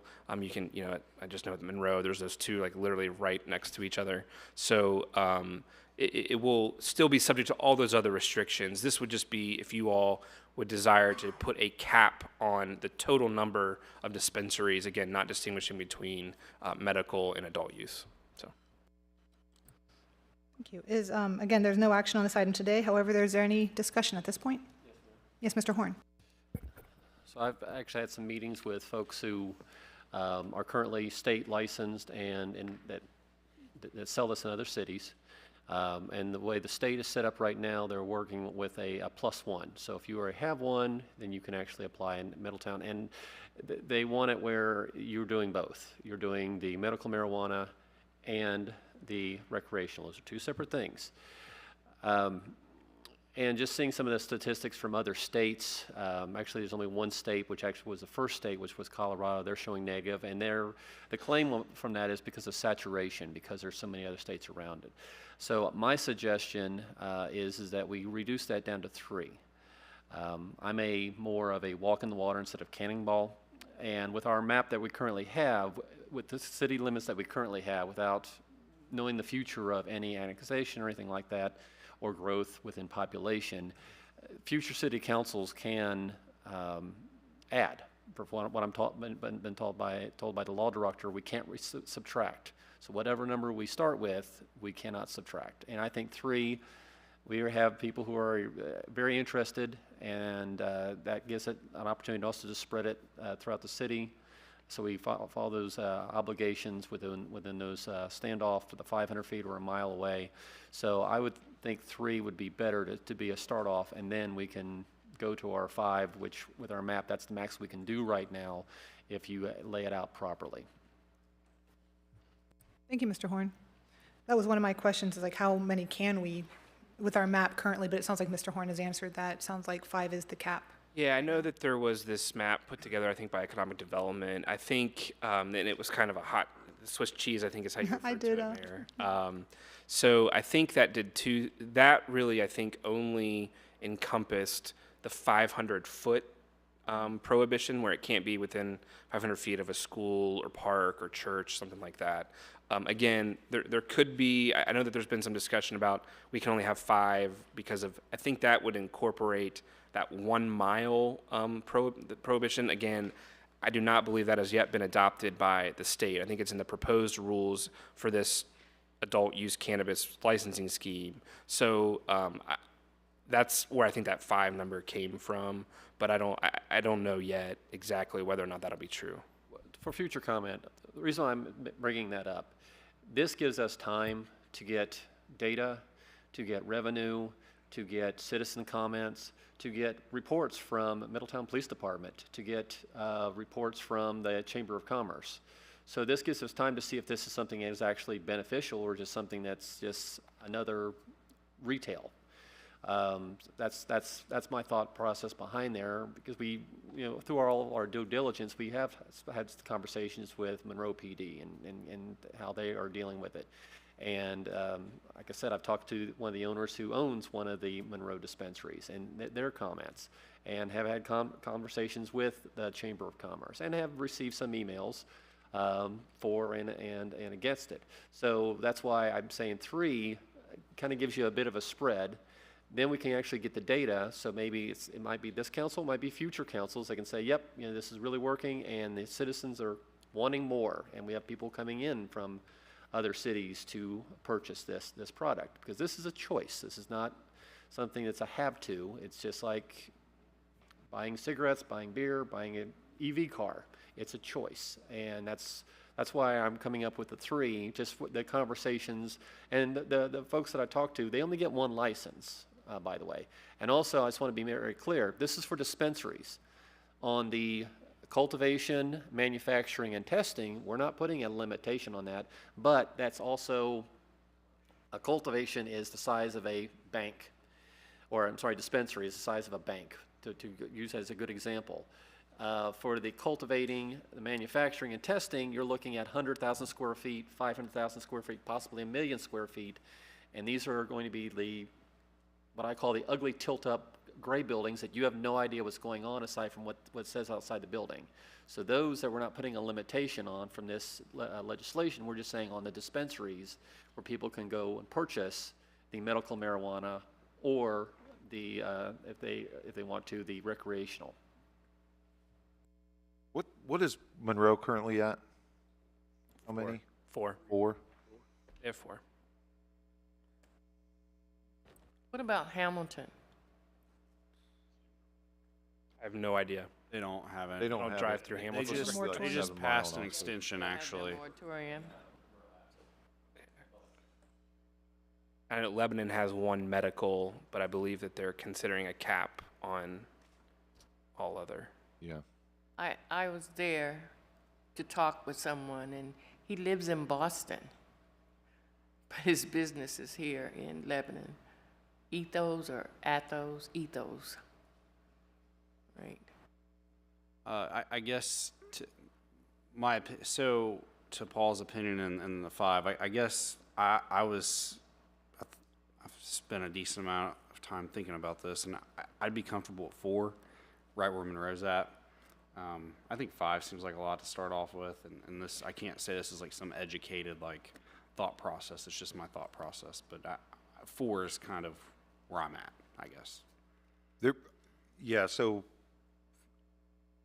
5 I thought was sort of max. 3, maybe not enough, because the other thing is if you're looking at 3 facilities, well, sure, 3 in theory could be enough, but knowing the potential or some of the potential sites for this, 3 could be 3 extremely small buildings.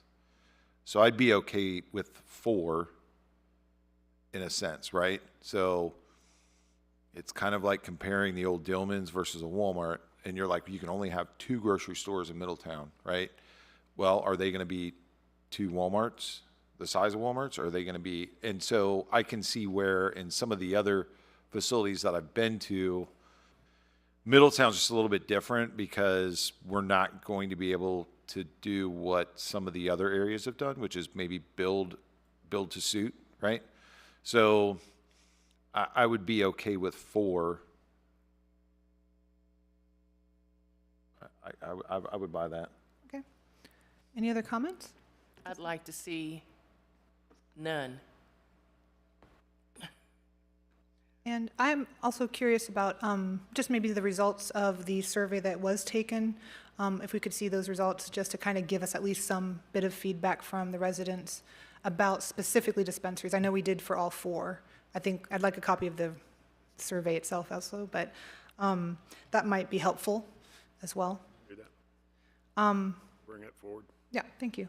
And yeah, I mean, when it was first brought forward, I know that the number was 2, and 1 on each side of the city, and that made sense. But 3, it sounds good. I like the idea of starting, because like you said, you can't take away, but you can always add.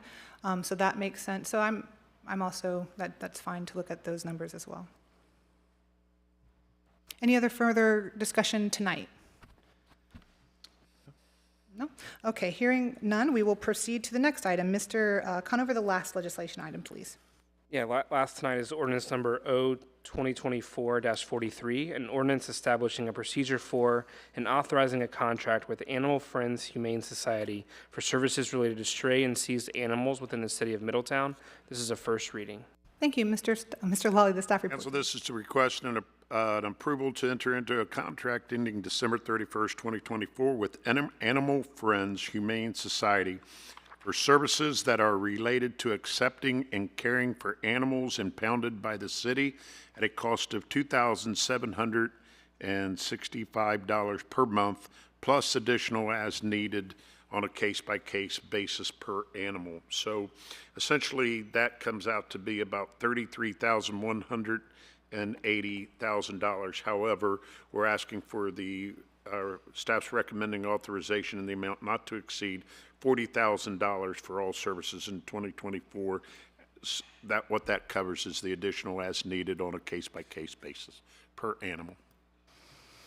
Thank you. As this is a first reading, there is no action on this item today. Is there any discussion? Questions? I had a couple of questions, a few questions here. This agreement was terminated by both parties in March of this year, March 31st of this year.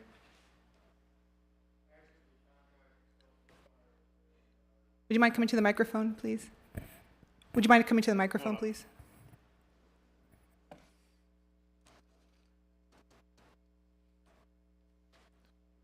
Thank you. Good night. Thank you, Chief Warwick.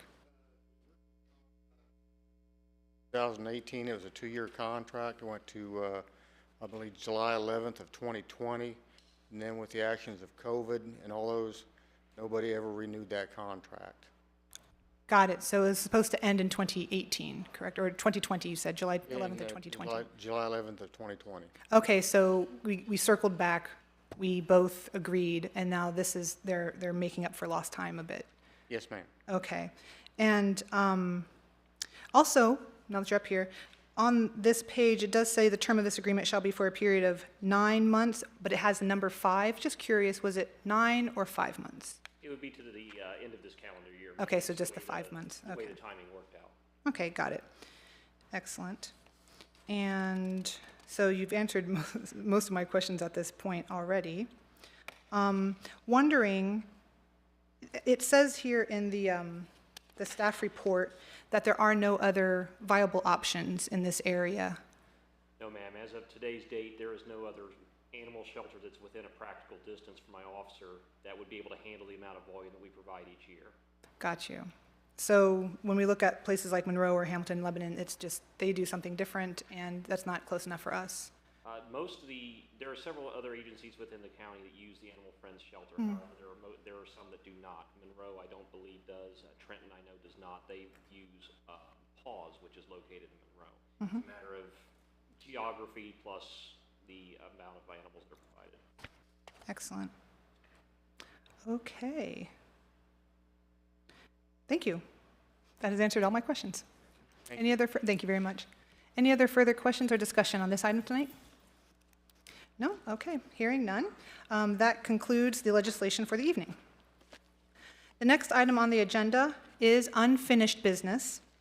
Do any council members have anything they would like to bring up under unfinished business this evening? Yes, Mr. Horn. Yes, Brody, where are we at on the senior center with Cliffs on that form? Great question. I thought so. That I do not have an answer for you on, but I will make sure that Ben has one. But I had, the July I had a 2. great question you said. You did. Ben will I have have a meeting next week with a representative from Cliffs, and we will discuss that with Let's them have a there. little fun here. You know, we've been here for a couple hours. Come on. Couple. Any other unfinished business from any other council members? Yeah, I have a question about, we discussed the grills, and someone said that they had some in the city garage. That was from, okay. Public Works will check to see what we need to do to move them into the parks now. If they were portable or chain them down some kind of way. Right. Okay, we'll follow back up on that. Thank you. Good, very good. Thank you, Mrs. Carter. Anybody else at this point? No, I was wondering how, we'd spoken about paving of the streets, but I also was curious about the painting of the lines on the streets. Do we have a timetable for the painting of the lines on our city streets? Mr. Tadich from Public Works is coming up to the microphone. Thank you.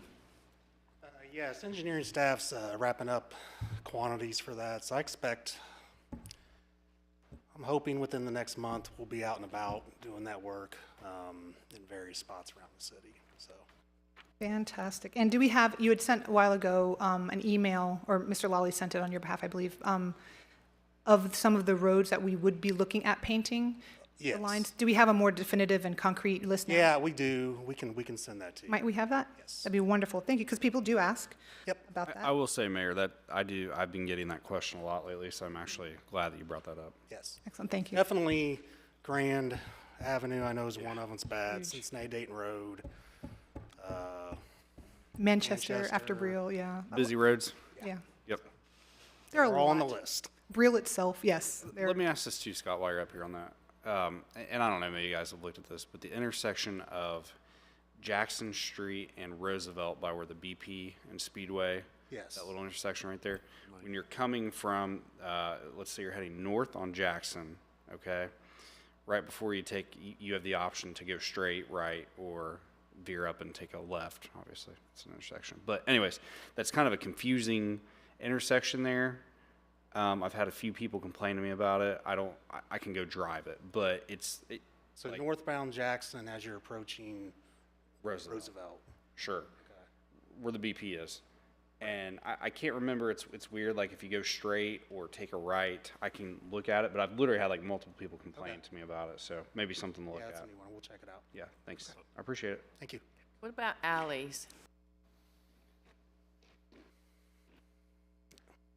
Which is it a specific alley or just alleys in general?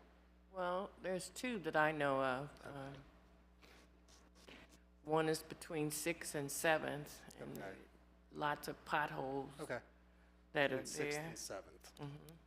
7th and On the, okay, that's on the west side of Main Street. Correct, you're right, they're on the west side, that's right. Okay. And then finishing the street on 18th. So they're getting ready to start the water main project there. And once they finish the water main project, they'll finish the street. That's gonna start just after the 4th of July. Excellent. That should be a pretty, well, knock on wood, pretty quick project. I will give your department a lot of credit in this and handling it. The potholes in the alleyways versus like 4 years ago to 5 years ago, they've really improved a lot, I will say. I mean, are they perfect? No. Right, but thank like, you.